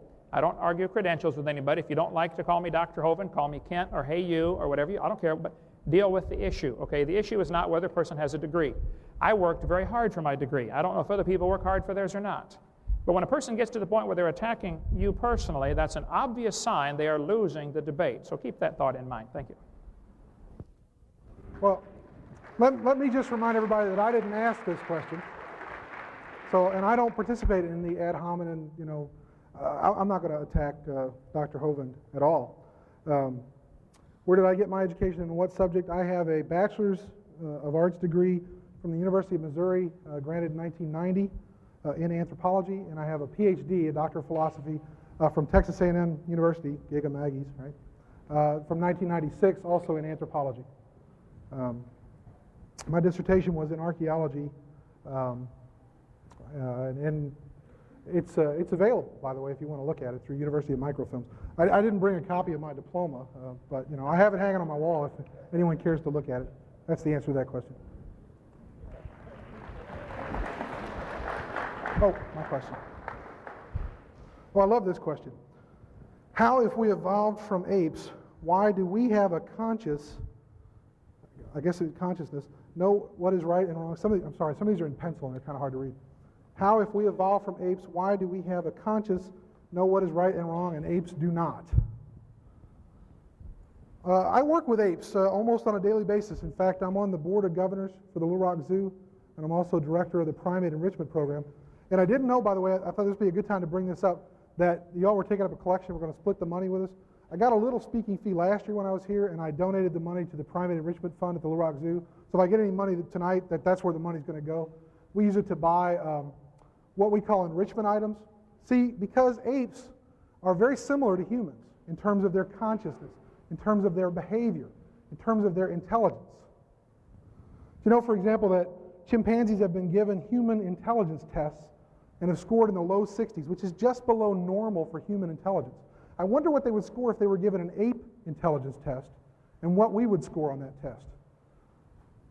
See, I think they do know right from wrong. I work with these guys on a regular basis. In fact, I encourage you all to come to the zoo, and if you get out there about 9 o'clock or 9:30 in the morning, you'll see the results of this enrichment program. I've got a lot of my students that work with me out there. Let me tell you what behavioral enrichment is. Apes are kind of like humans mentally. In other words, if you just put one in a cage, and a lot of you may remember the Little Rock Zoo when they used to put the primates in the concrete cages with the bars, and they would sit there and throw feces at you or bang their head against the bars. Think about what you would do if you were locked in solitary confinement and had people come and stare at you all day and throw things at you and spit at you. You'd go crazy. And that's what the apes do. They go crazy. One of the ways we try to overcome that is providing what we call behavioral enrichment. We give them things to do to occupy their minds because they have minds that need to be occupied. We give them toys to play with.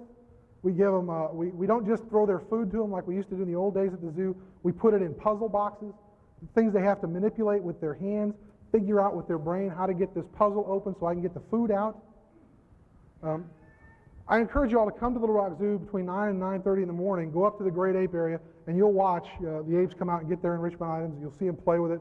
They use clothing. They use boxes. You know, they can communicate with us using American Sign Language. I had an interesting debate with a linguistics professor one time who said that apes don't understand language. They do simple mimicry. And I said, well, you know, Washu, the chimpanzee, knows 290 signs in American Sign Language. How many words of chimpanzee do you know? Thank you.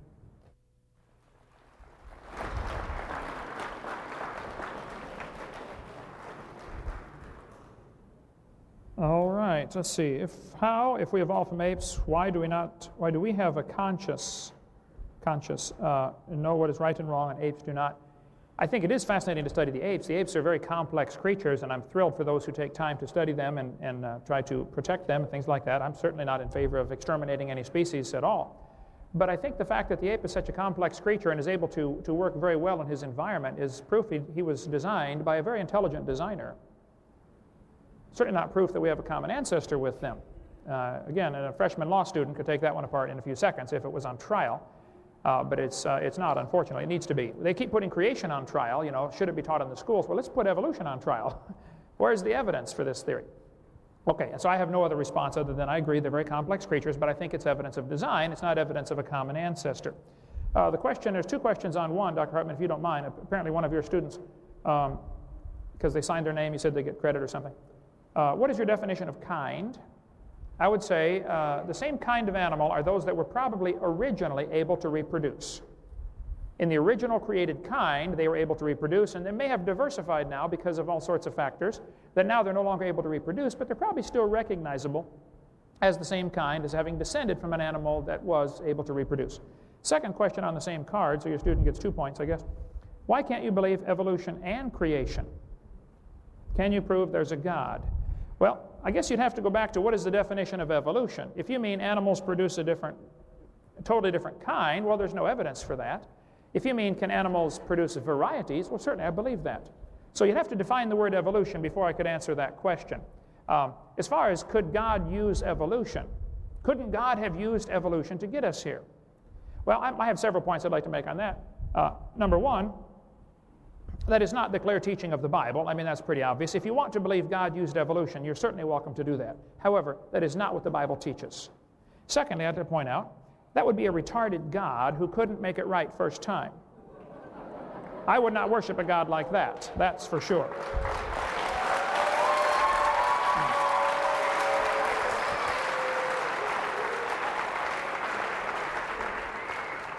My personal unbiased opinion is that people who believe in theistic evolution are trying to find a nice little God that they can put in a box someplace and control him because they don't want him controlling their lifestyle. That's my personal opinion. Thirdly, it's not in the character of my God to use misfits, suffering, and death like evolution calls for. Evolution calls for blind chance, randomness, nobody knows what's going on, let's just toss it out and see what happens. That's not in the character of the God that I worship. Fourthly, it nullifies the need for the death of Christ. If there was already death here in the world, if creation is true, then man brought death into the world, and death is a terrible thing. If evolution is true, death brought man into the world, and death is a wonderful thing because that's how we get ahead. See, if evolution is true, one species has to, or one animal within the species has to evolve a little better than the rest, and the rest of them have to die in order for the good one to take over the living space. That's Adolf Hitler's philosophy exactly. Number 5, there's no evidence for evolution anyway, so why compromise a perfectly good Bible with a dumb theory like that?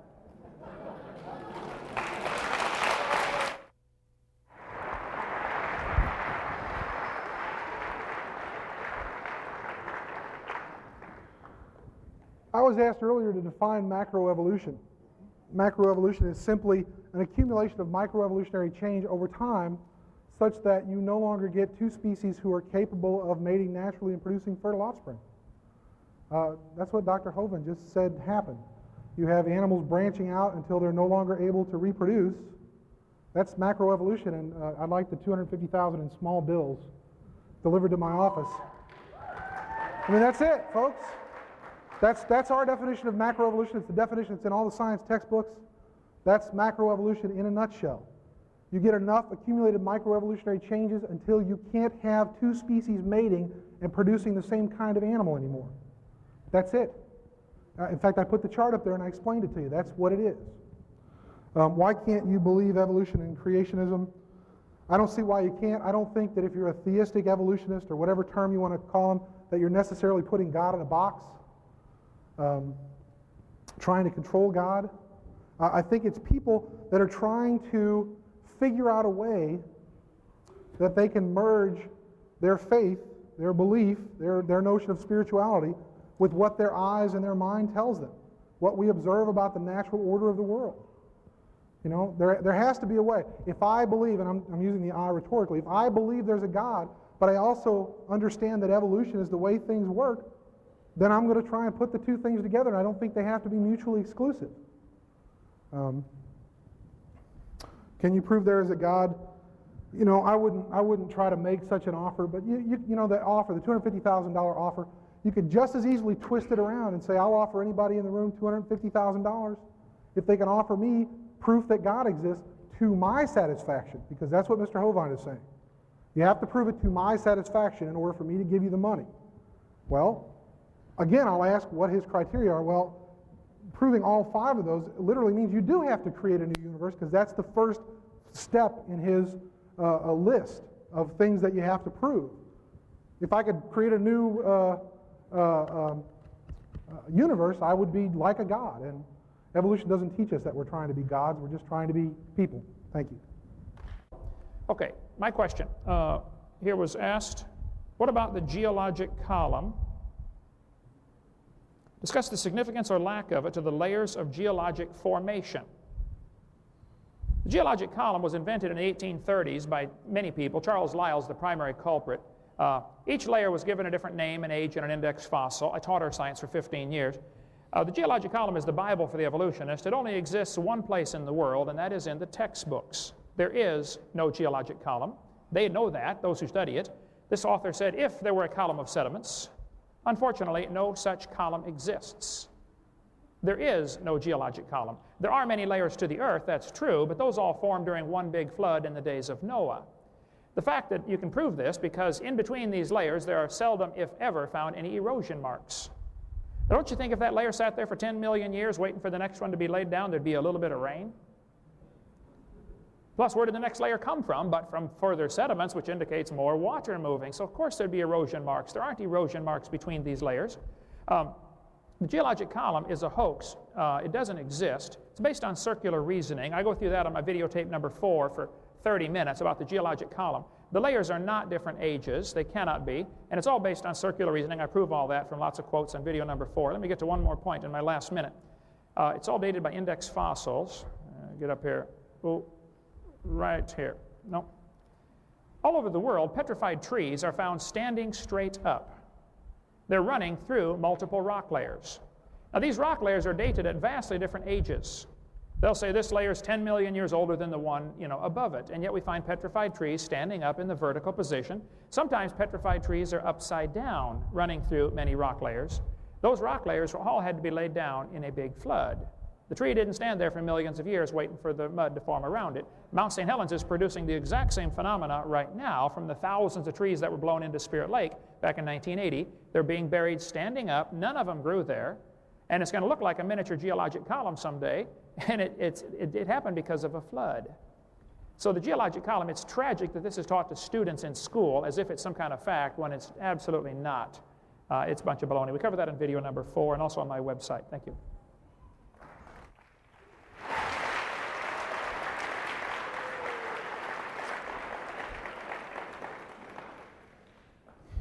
The geologic column doesn't necessarily exist in someone's mind. There probably is no place on Earth where you're going to find a 4.5 billion year old layer and every single layer in between. Because of the natural processes of the Earth, the way we understand the natural processes of the Earth, we have two basic processes, deposition and erosion. Deposition puts things down and erosion takes things away. To say there's no evidence that there was any stability, well, I would ask about the Lake Tanganyika footprints, the hominid footprints that are 3.2 million years old. There was a layer of volcanic sediment deposited. Some early humans, early hominids, walked across the ash layer, and then there was another volcanic eruption that buried the footprints, so that obviously there had to be some point in time when that landscape was stable. People were walking across it. It didn't just all appear in one instance. In fact, where did these footprints come from if all the human beings were being wiped out in this single flood instance, and the ones that survived were all on the ark, safe and sound? Who were these folks that were walking across, leaving these footprints in these layers where there should be nothing in between these layers? Because the layers all were put down at the same time.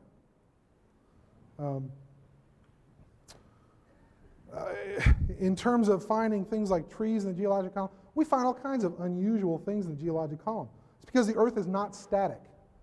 It moves around a lot. In fact, if you want to understand stratigraphy, which is the science, the study of the layers of the Earth, and you'll learn this in geology class, you have to understand that we talk about layers being deposited, the oldest ones first, kind of like building a layer cake. You put the first layer of cake on, put a little icing on it, put the next layer on top. Which one was there first? The one at the bottom.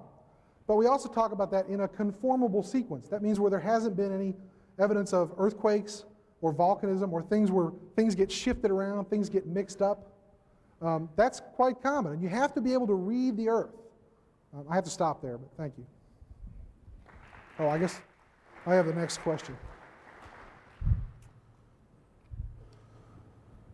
This one says, Mr. Hartman, why do you think people should have more than one religion?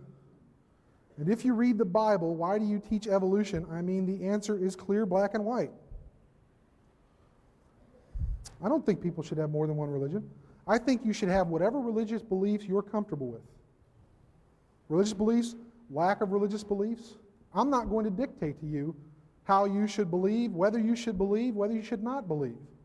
That's why I don't stand up here and tell you that if you accept evolution, you must reject God, any more than I will say, if you accept God, you must automatically reject evolution. If you read the Bible, why do you teach evolution? I mean, the answer is clear, black and white. Boy, not everybody reads the Bible. What do we do with those people? We just tell them they're wrong. They're all going to hell, by the way, even though they may never have seen a Bible. What do we do about all the people that died before the Bible was written, or while it was being written, before they had a chance to read it? Where are they right now? We're just going to automatically, off the cuff, condemn these people. Well, I don't think we can do that. I don't think that, you should necessarily say, okay, this is my religious belief, and it should be yours because I'm right. And that's the only basis for this, because the Bible is a book of faith, right? You believe it or you don't believe it.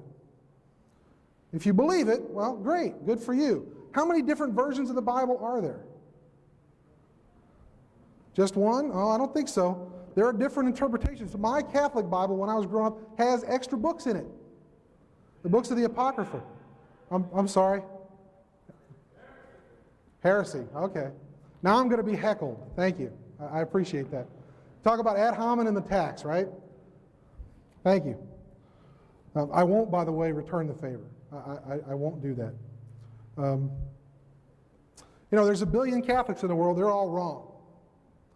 We're right. We know we're right because we're who we are. I'm divinely inspired. I know I'm right. Somebody else makes the same claim. It's the same thing we're doing up here in this debate. Stand up right now if you walked into this room believing that evolution was the be-all, the end-all, the word and the way, and now you've changed your mind.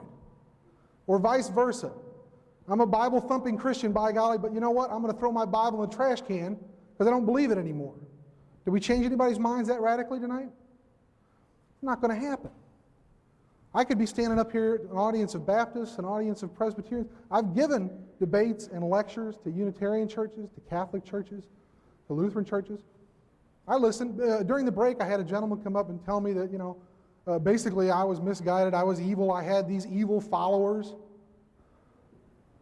I don't know where that, but he loved me. He said, but I love you. You're evil, you're a bad fellow, you're teaching our children all these bad things, but I love you. Well, I appreciate that. Thank you.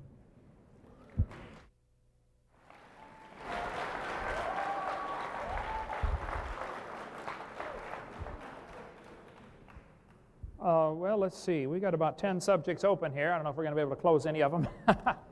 I do appreciate the response to, as far as ad hominem attacks, that's certainly not necessary. And I agree that should not be included in the debate.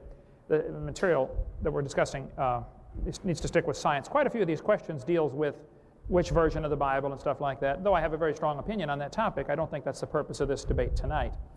We can settle that another night. You mentioned about the footprints. That was interesting to me. St. Louis Zoo put human feet on their Lucy display, and yet not one foot bone was found. One of the professors from Washington University said, this statue is a complete misrepresentation, which is a polite way of saying they lied.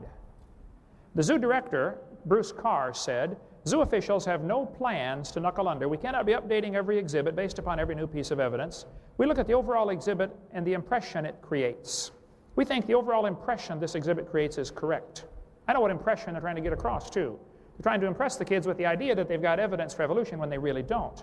The footprints you referred to found in the ash, it's interesting how they date that ash, by the way. We've got a long answer to that on videotape number 7, my question answer.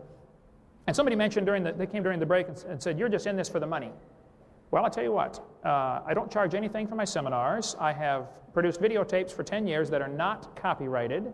Anybody can get them and copy them and return them and get their money back. Show me any evolutionist that does the same thing, would you please? These footprints found in the ash, they said here are 3.75 million years old, but they're perfectly normal human footprints. They even said in National Geographic, the footprints are described as remarkably similar to those of modern man. The form of his foot was exactly the same as ours. Weight-bearing pressure patterns in the prints resemble human ones. Footprints so very much like our own. And yet on the cover of National Geographic, they put dark-skinned, ape-like creatures. Here's a case where they find 0 bones and create a missing link from footprints. Now, if the footprints are exactly like ours, how would you know it's dark-skinned and ape-like? Secondly, why did they put a toe separation if it's exactly like ours? This is propaganda, folks. This is not for education. This is propaganda and ought to be removed from the books.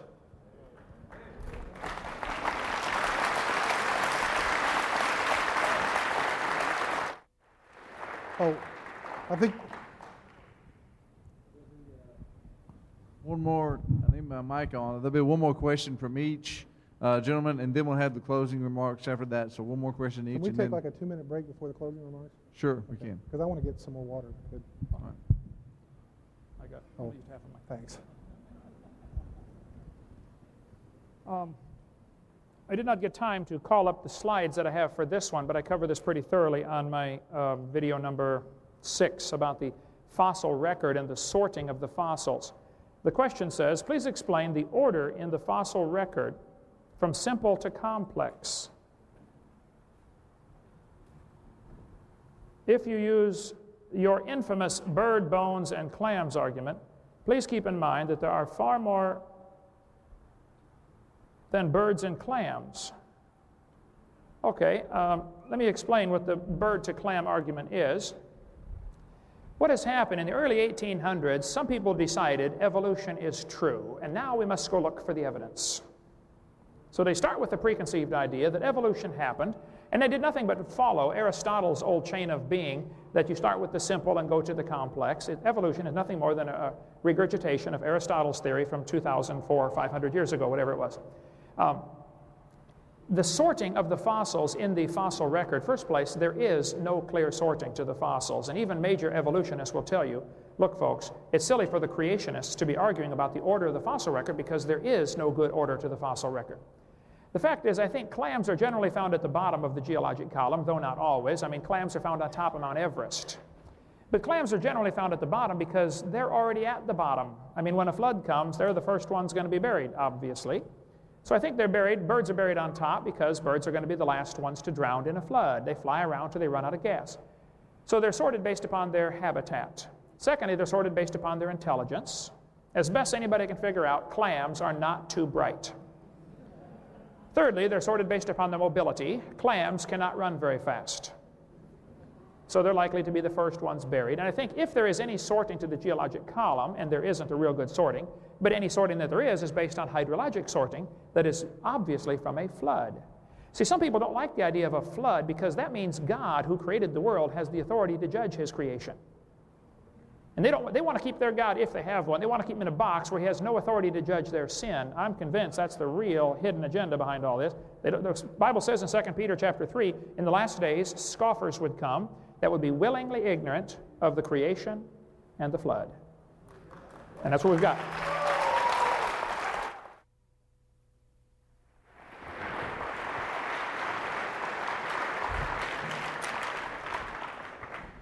Well, first of all, if there's no order, then there can be no sorting, so that the clams wouldn't be at the bottom because they were stupid and the birds at the top because they were smart enough to fly away from it. They would be all mixed up. You wouldn't find the dumb animals at the bottom and the smart animals at the top. You simply would find everything all mixed up. The rest of the question, which I don't think Mr. Hovind got to, it's difficult to read, admittedly. If you use your infinite bird and bones and clams arguments, please keep in mind that there are far more than birds and clams, and explain why the lighter, less dense creatures are near the bottom. Well, you know, if the dinosaurs got caught in a flood, and maybe Noah did take two of each kind of dinosaur, two dinosaur kind, but the rest of them certainly got wiped out in the flood. They're heavy. Shouldn't they sink to the bottom? Heavy things sink to the bottom when they drown. Bodies sink to the bottom until they start to decompose and they bloat and they float back up. So why wouldn't you find everything that just sort of settled to the bottom? These things sort of settle out and they get all mixed up when they settle out. Interesting note, the single catastrophic event. We brought up the fact earlier that in the Bible it claims that the earth is flat. You're also talking about a culture, when the Bible was written, or at least parts of it were written, who lived in fertile river valleys. And to them, catastrophic events were floods. So it was natural for them to write about floods. It's interesting that you don't find cultures that live in the desert necessarily writing about floods in their creation stories. They write about other kinds of creation. The Australian Aborigines, for example, who live in a desert, they talk about how the ancestors sang the world into creation. It's a really beautiful story. If you're not familiar with it, you should read it. Because I don't just read, the biblical creation stories. I read lots of different creation stories. I don't necessarily agree with all of them. You can't agree with every one of them, but, I don't tell somebody else that they can't agree with them either. The stratigraphic column does exist. We use things like biological correlation. You can go to one stratigraphic layer in one part of the country or the world and find an organism trapped in a particular layer. And you go to another part and you can find another fossil, the same kind of animal, I have to stop now, in the same stratigraphic profile. Take a geology class. Monkeys, where do women evolve from? Well, that's a good question. Let me bring up Lucy and her kind, her kith and kin.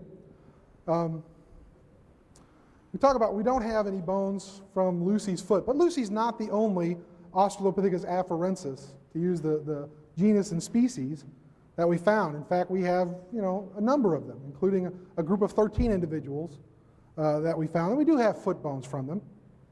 And this is just a comparison of a chimpanzee foot, an Australopithecine foot, not necessarily Lucy's foot, okay, but one of her species, and a human foot. And to talk about the fact that the footprints are fake because they're modern human footprints, this is an outline of one of the footprints at Laetoli, and it is clearly not a modern human footprint. It is what we would consider a transitional footprint. If an ape footprint, apes have opposable big toes, not unlike our thumbs. They're not exactly the same. Apes have slightly longer fingers and slightly shorter thumbs, but they're opposable. And believe me, you go to the zoo and you can watch, chimpanzees can climb the heck out of trees. They got 4 hands, essentially, right? So they have an opposable big toe. Humans don't. We're bipedal creatures. We walk upright. We have a big toe that's in line with the rest of our toes. The soldiers all line up in perfect order. In fact, I'll tell you all to do an experiment tonight. When you get up and walk around, feel the weight of your body and how it's distributed on your feet.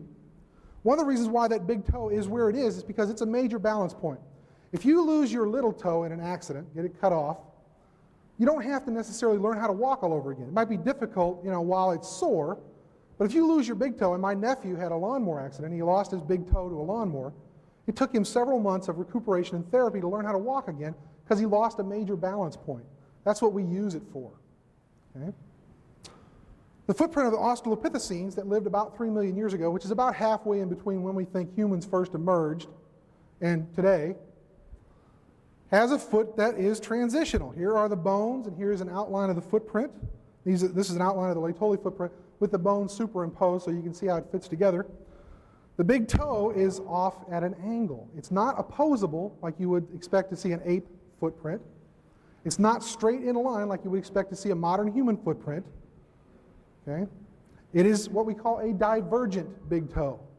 It's off at a slight angle. Now, if I'm going to tell you that in evolutionary terms, we transitioned, we went from a quadruped, an ape-like creature that had opposable big toes, to a bipedal human-like creature that doesn't have an opposable big toe, the transition has to be somewhere in the middle. It can't be fully opposable and it can't be in a straight line. It's somewhere in between, and that's, by golly, what we see here, somewhere in between. And I'll stop there. Would you like me to leave this up, or? Yes, if you don't mind, that would be great. There are 2 books we have on our table over here that deal with this subject. One is called Bones of Contention, which goes through the information about the Lucy, the Australopithecines. The one that was labeled Lucy in National Geographic 1985 was not, Lucy's knee at least, was not Lucy's knee at all. Donald Johanson let that one slide by. I've got, I think, all of Donald's books at home. Lucy, if the toe is slightly separated, again, I'm pointing out, folks, you're finding a bone in the dirt. You don't know that it had any kids. And as far as the way they date those layers, it's really hilarious when you get into it to see how these layers are dated. If we had time, I didn't quite get time to call it up because we're jumping back and forth so many subjects here, but the layers of ash are dated by typically potassium-argon dating. We cover that for probably 30 minutes on videotape number 7 and also on my website, drdino.com, with some of the wild dates that are obtained by potassium-argon dating. A layer of ash called the KBS tuft had been dated for years at being 212 million years old. They dated it several different ways. Everybody agreed that's 212 million years old, until Richard Leakey found a perfectly normal human skull under the KBS tuft. Now they have to go back and redate the KBS tuft because they know their date wasn't right. Well, the only reason you know it wasn't right is because it didn't match what's your preconceived idea of evolution.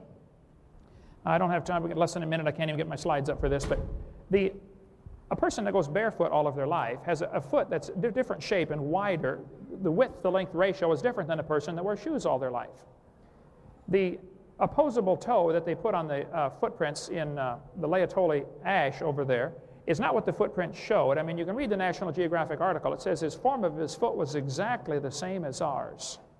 So to try to claim that this is a missing link, I think, is silly. First place, all you have are the footprints. And they create these missing links to try to impress the kids that they have some kind of evidence for evolution. There is none. All we have are apes today, and humans today, and chimpanzees today, and there's no intermediates. That just proves the same designer created them all. This subject, I feel, is extremely important. Probably the most important subject in the world is for a person to decide, who are we, why are we here, where did we come from, and what is the purpose of life? There's only 2 options, creation and evolution. These 2 options are polar opposites. There is no compromise between the 2. Somebody is wrong, And I think it's it's important that students be shown both sides. I would say, without fear of successful contradiction, I could say the schools today, the public schools today, do not show students both sides fairly. The evidence is only given that supports the one religion of evolution. The students are not shown evidence to support creation. For instance, if they notice, they'll point out to the students that you have 2 bones in your wrist, the radius and the ulna. The whale has 2 bones in his flipper. You know, the bat has 2 bones in his forelimb. And then they will say, see, this indicates a common ancestor. Now hold on just a minute. That indicates a common designer. But that is never mentioned in the textbooks. If you really want to be fair and give the kids an education, then you give them all of the options. If you're trying to indoctrinate, of course, then you hide some of the evidence from them or some of the interpretations of the evidence. The Bible's pretty clear that the invisible things of Him from the creation of the world are clearly seen. They are without excuse. Nobody's going to stand before God Judgment Day and say, the evidence pointed me toward evolution. No, you decided to interpret the evidence that way. You could just as easily have decided to interpret the evidence for a creator if you wanted to. Some people don't like the idea that God created the world because that means there might be some accountability, there might be some rules, you know, thou shalt not commit adultery or thou shalt not steal or something like that. And I'm not saying that every person who believes in evolution is wicked, but I've met an awful lot of people who like the theory because it justifies their lifestyle. I've met an awful lot of folks like that. Look, if I was going to invent a God, I would not invent one that tells me I can't do certain things that I like to do. The Christian God would be the last one somebody would invent, because He tells you thou shalt not do some things, and that's just natural. You want to do some of those things that He says you shouldn't do. The God of the Bible is not the God of our imagination. It's the God of the universe that created everything. And there's going to be no excuse. When we stand before Him, every knee shall bow, and you will be judged according to God's Word. The Bible says, though, in 2 Thessalonians, that God shall send them strong delusion that they should believe a lie. My 30-year study of this has led me to the conclusion that evolution is a lie, and those who believe it are deluded. We see evidence for microevolution, and they are deluded into believing that that is evidence for macroevolution and cosmic evolution and the other ones that I gave. There are 6 different meanings, folks. One of them is scientific. The other 5 are purely religious, and they are delusion. If you want to believe them, that's fine. I don't care what you believe. But don't teach that to kids in school. Now, if you want to teach your kids at home, keep your religion at home, okay? Teach them you came from a monkey if you want, or teach them you came from a rock if you want. I don't care what you want to teach your kids at home. But I object to them using my tax dollars to spread this stuff in our schools. See, these 2 theories are polar opposites. If creation is true, there's a creator. It's plain and simple. Some people don't like that idea because it chaps their hide. If evolution is true, there is no creator. If creation is true, there are rules. If evolution is true, there are no rules. I challenge you to answer this question. If evolution is true, how do you determine right from wrong? I had a student tell me at Pennsylvania at a public school. I speak in a lot of public schools. I was in 5 last week. This kid told me in the public school, he sat on the 2nd row, he said, Mr. Hovind, I'm an atheist. I said, really? He said, yes, there is no God. I said, are you sure? He said, oh, I'm sure. I said, well, tell me, son, if you're sure there's no God, how do you determine right from wrong? He said, oh, that's easy. I decide if something is right or wrong because, he said, I'm the God of my own universe. I said, well, I'm glad to hear about that, son, because I'm going to shoot you in 5 minutes. He said, you can't do that. I said, oh, yes, I can. You see, I'm the God of my own universe, and I decided it's fine for me to shoot you.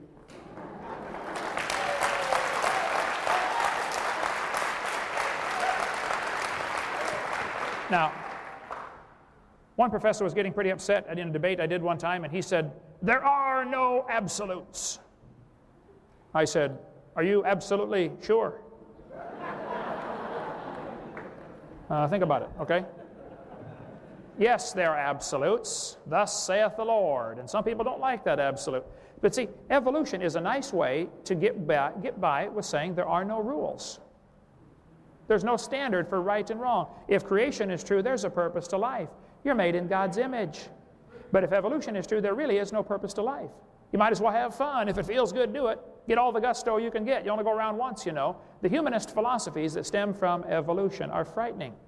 I cover in video number 5 how that evolution is the foundation for communism and socialism and Marxism. Adolf Hitler was a strong believer in evolution and was simply fulfilling what the theory teaches. The strongest should survive, the weaker should be eliminated for the good of the species.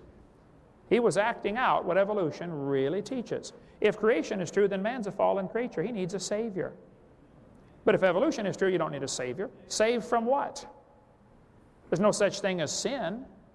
That's why the devil gets people to believe this theory, so they won't come to the Savior. He hates you. He wants you to go to hell. God loves you. He wants you to come to heaven. If creation is true, then man brought death into the world. If evolution is true, death brought man into the world. Death is the hero of the plot for evolution. They don't talk about it much, but that's the way it has to work. One animal has to evolve characteristics that are a little bit better, and the rest of them have to die, folks. Death is how we get ahead. Charles Darwin said so in his book. Thus, from the war of famine and death, and I forget the exact quote, but I've got it here. He said, the most advanced species, are the most important thing we're capable of conceiving, the advancement of higher animals, directly follows. Some words to that effect.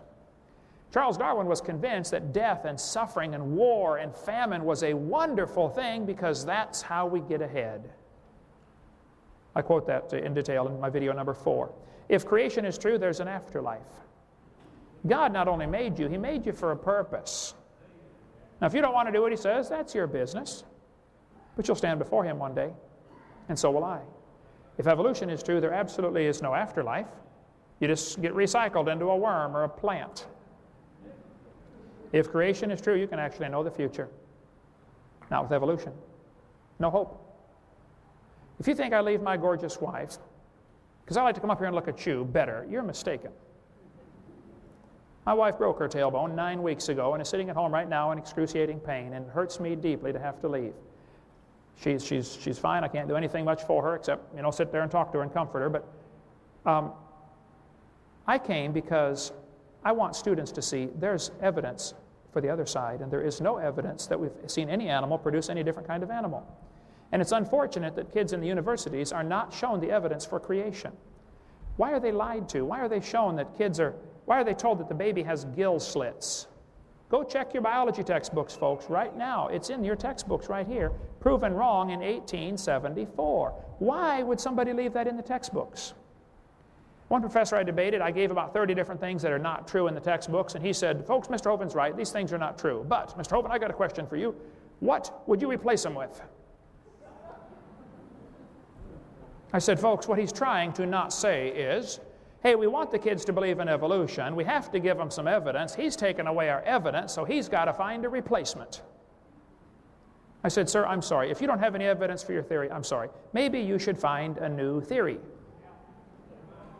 But the burden of proof's not on me to replace evidence. I think we just simply ought to get the textbooks, which contain lots of good science, and cut out the bad science. And I go through that on video number 4 of all the pages that need to be removed from your textbooks, and the books will be fine. You don't need to buy a whole new book. I'm not trying to get creation into the schools. I'm not trying to get the Bible into the schools. I want the schools to teach science. And evolution is not part of science. Microevolution is really a bad name. We ought to just call it a variation. That's all it really is. See, the devil's a liar. He's deceived people. The Bible says he's a liar. I think he's using this evolution theory to lead folks to hell. Now, you don't go to hell because you believe in evolution. You go to hell because you haven't accepted Jesus Christ. And I don't want anybody to go to hell. Hey, if you died today, where would you go? You're going to be dead for a long time, The Bible says God cannot lie. He said He'd save you if you'd ask Him. 31 years ago, I asked Him. Every one of us is going to die. I'm going to try to make it the last thing I do, but it's going to happen. And it's going to happen to you too, and you better be prepared for that because you're going to be dead for a long time. I know one thing. Even if all else is taken away, my position is certainly a lot safer. If I'm wrong, I haven't lost a thing. I've had a wonderful life. What if the evolutionist is wrong? It's going to be a fearful thing to fall into the hands of an angry God. Thank you so much.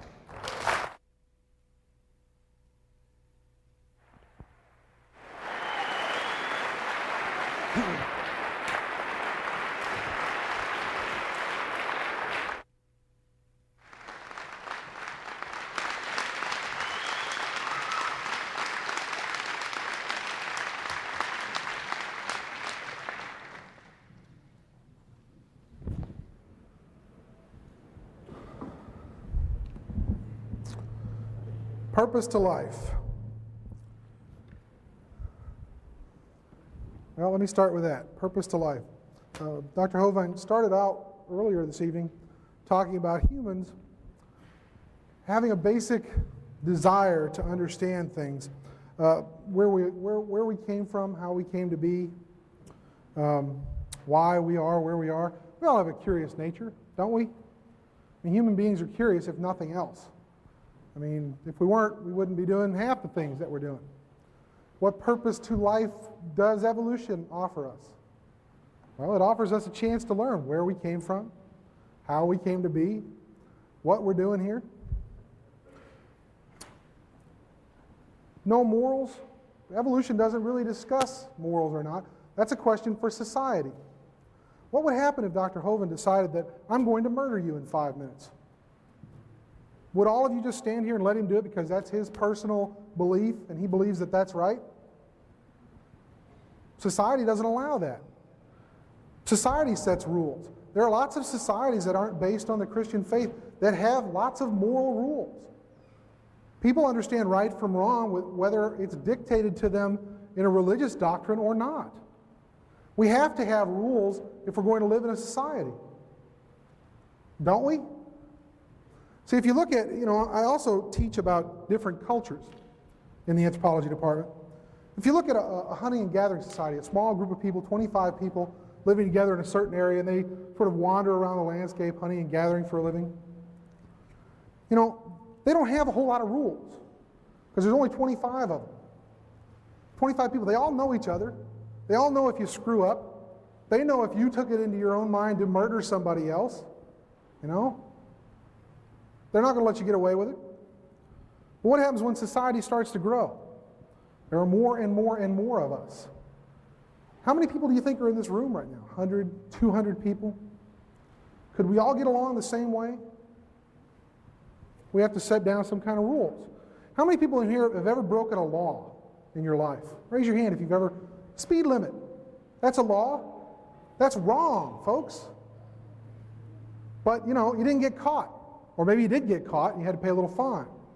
How many people have ever murdered somebody in here? Raise your hand if you've committed murder. Well, nobody's going to raise their hand because the rest of us are going to turn around and go, they did it. It's because we as a society decide what rules we're going to live by, what rules we're going to have to obey. And there are sort of minor rules and major rules. You have to understand how society functions, how culture functions. Culture didn't just appear overnight either. It's evolved. Lots of the great state-level societies, the Western world is included in this, have rules that are based on religious doctrines. The Egyptians had rules. The Aztecs had rules. Some of them were pretty nice rules and some of them were pretty evil rules or bad rules. It depends on your way of looking at things. We don't necessarily excuse them. All westernized societies that are based on Christianity aren't always good. Now, the Muslims will attest to that during the 12th and 13th centuries when the Crusades were happening. A group of religious people got together and decided to go out and convert or kill people if they didn't want to be converted. Well, Dr. Hovind was also spending a great deal of time saying that we want evidence. Show me the evidence. Like, show me the money. Show me the beef. Where's the beef? Give me the evidence. He's holding us up to a standard that he doesn't want to participate in. Here's my offer. Here's my proof. It's in this Bible. Believe it or don't believe it. If you don't believe it, boy, are you going to be in trouble. Maybe, maybe not. There are an awful lot of people, evolutionists aside, take the evolutionists out of the equation. There are lots of other people who are devoutly religious, hold very deep religious beliefs, who would argue that point, just as vehemently as he would argue his point. But see, most of the people in this room agree with him, so he's right. The other people are wrong. We know they're wrong. They lose. Boy, don't you wonder why there's so much strife in the world? Why we all can't get along? Why can't we? Why don't we all agree? If this is the truth, there's an awful lot of people being deceived. Maybe they are. I'm not telling you they are or they aren't. That's not what I'm here to do. That's for you to decide for yourself. personal decision.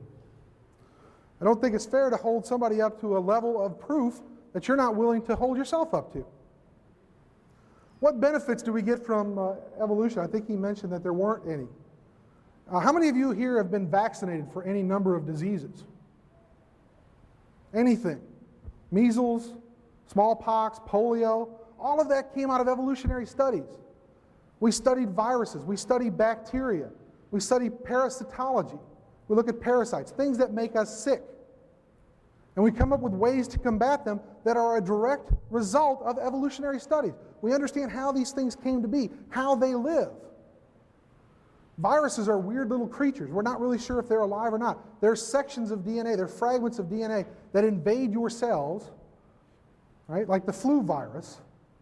And it does weird things to your cells, and we have to figure out a way to combat it. How many of you had a flu shot this year? I had one. I have to get one if I work at the zoo. Anybody get the flu regardless of having the flu shot? Because there are different strains of flu out there. And they're evolving. They're constantly new ones. They're becoming resistant to our antibiotics. If you go to the doctor and they put you on antibiotics, the next time you go, they can't put you on the same ones because the virus that you may have may be resistant to that. That's evolution.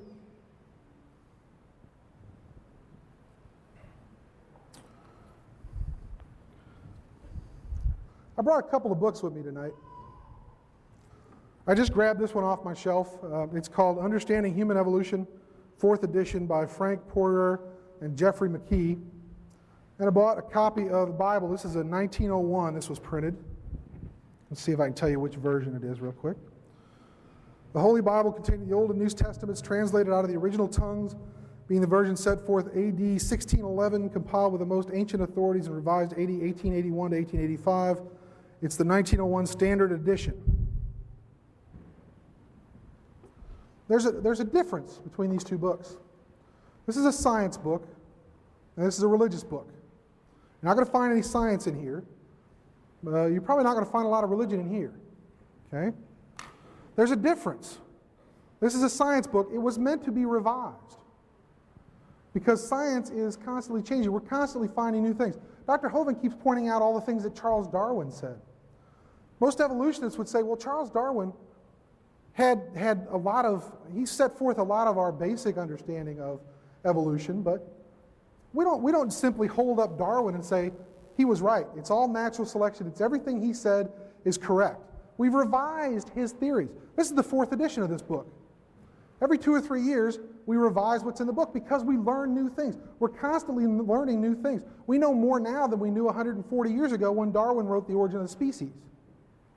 He didn't know about Gregor Mendel's work with the pea plants from the 19th century. That wasn't rediscovered until the early 1900s.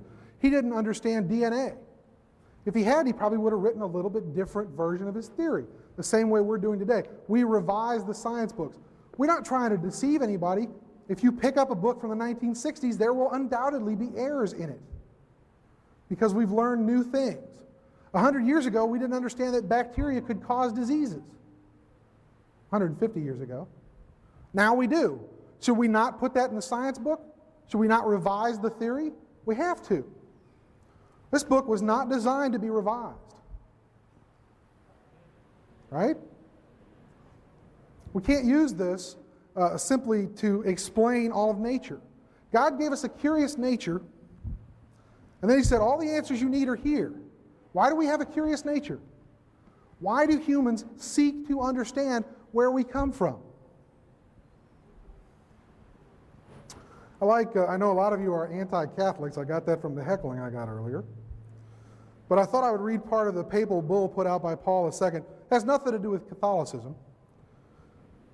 He simply said that the Bible does not attempt to teach us how heaven was made. It's simply there to tell us how to get there. Other books need to address how the heavens were made, how we came to be, where we came from. Evolutionary theory is a scientific theory. It's not a belief system. I don't care if you believe in it or not. It doesn't alter the basic concepts as we understand them. Microevolution is there. We understand microevolution to be accumulated into macroevolutionary changes, which causes one species not to be able to breed with another species. Dr. Hovind's already admitted that that is true. He said there certainly are creatures like that. There have to be. If that's true, then you have to accept evolution. Now, whether or not you choose to accept the Bible as well, that's your business. I have to stop now. Thank you very much. I appreciate your time, and I appreciate you inviting me.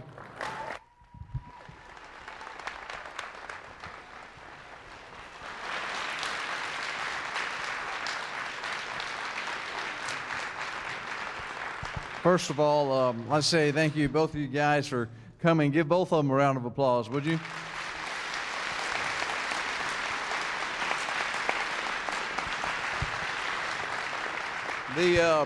The primary reason for Heritage Baptist Temple holding this debate is not to get you just to believe in creation, but it's that you'll be saved.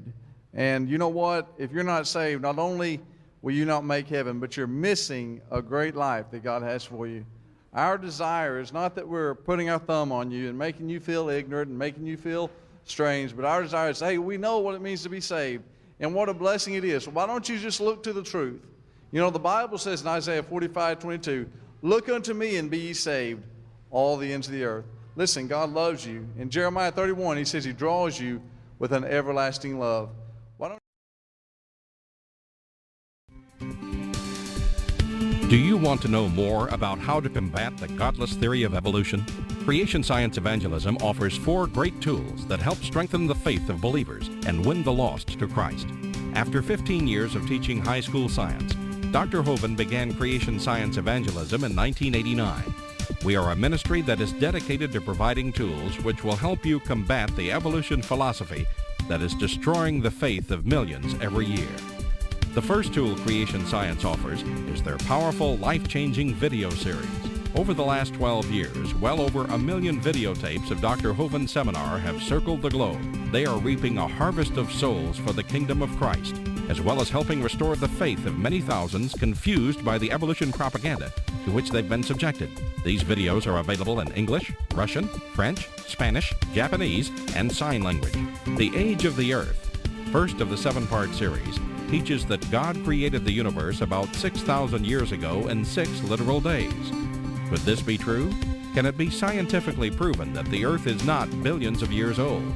This tape gives solid scientific evidence that the Earth is young and that the Bible is scientifically accurate. How did the environment of the original creation differ from ours today? And how would this allow men to live over 900 years? Can Christians have a good explanation for the existence of dinosaurs? Could some dinosaurs still be alive today?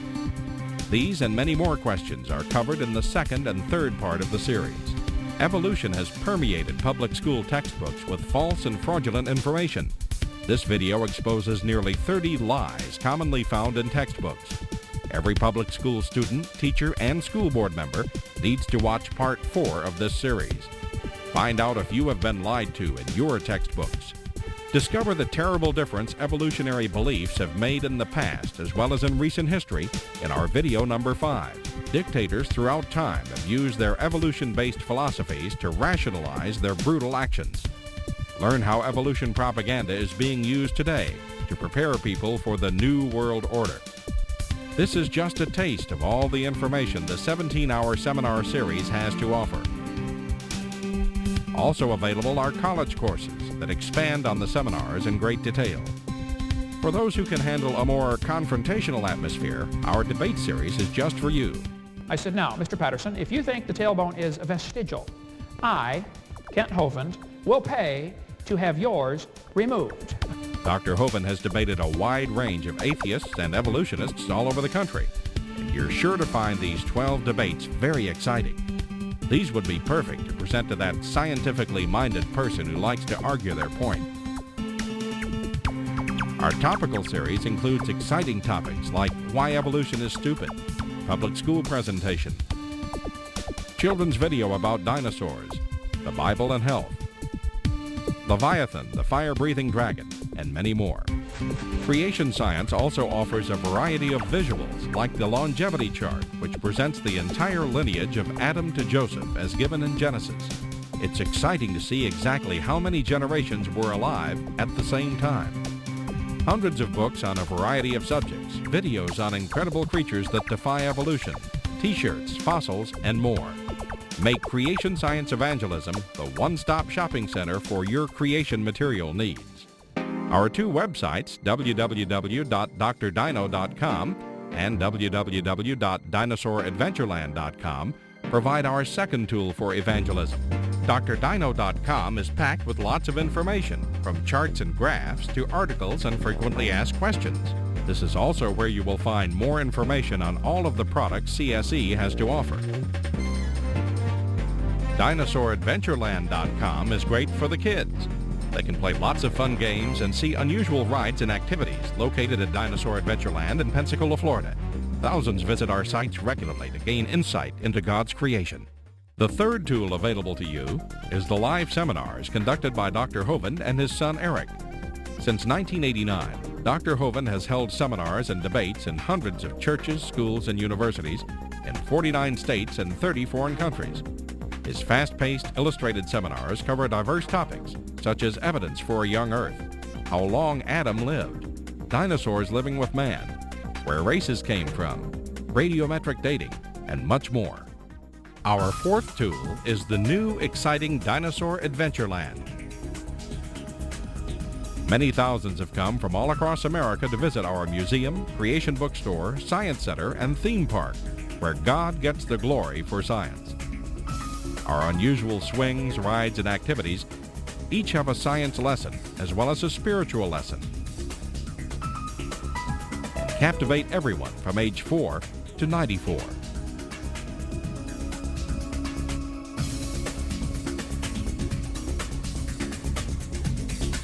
To order material, find out how to schedule a seminar at your church, or get more information about Dinosaur Adventureland, write to us at Creation Science Evangelism, 29 Cummings Road, Pensacola, Florida, 32503, or call us at 850-479-3466, or toll free in the U.S. 877-479-3466.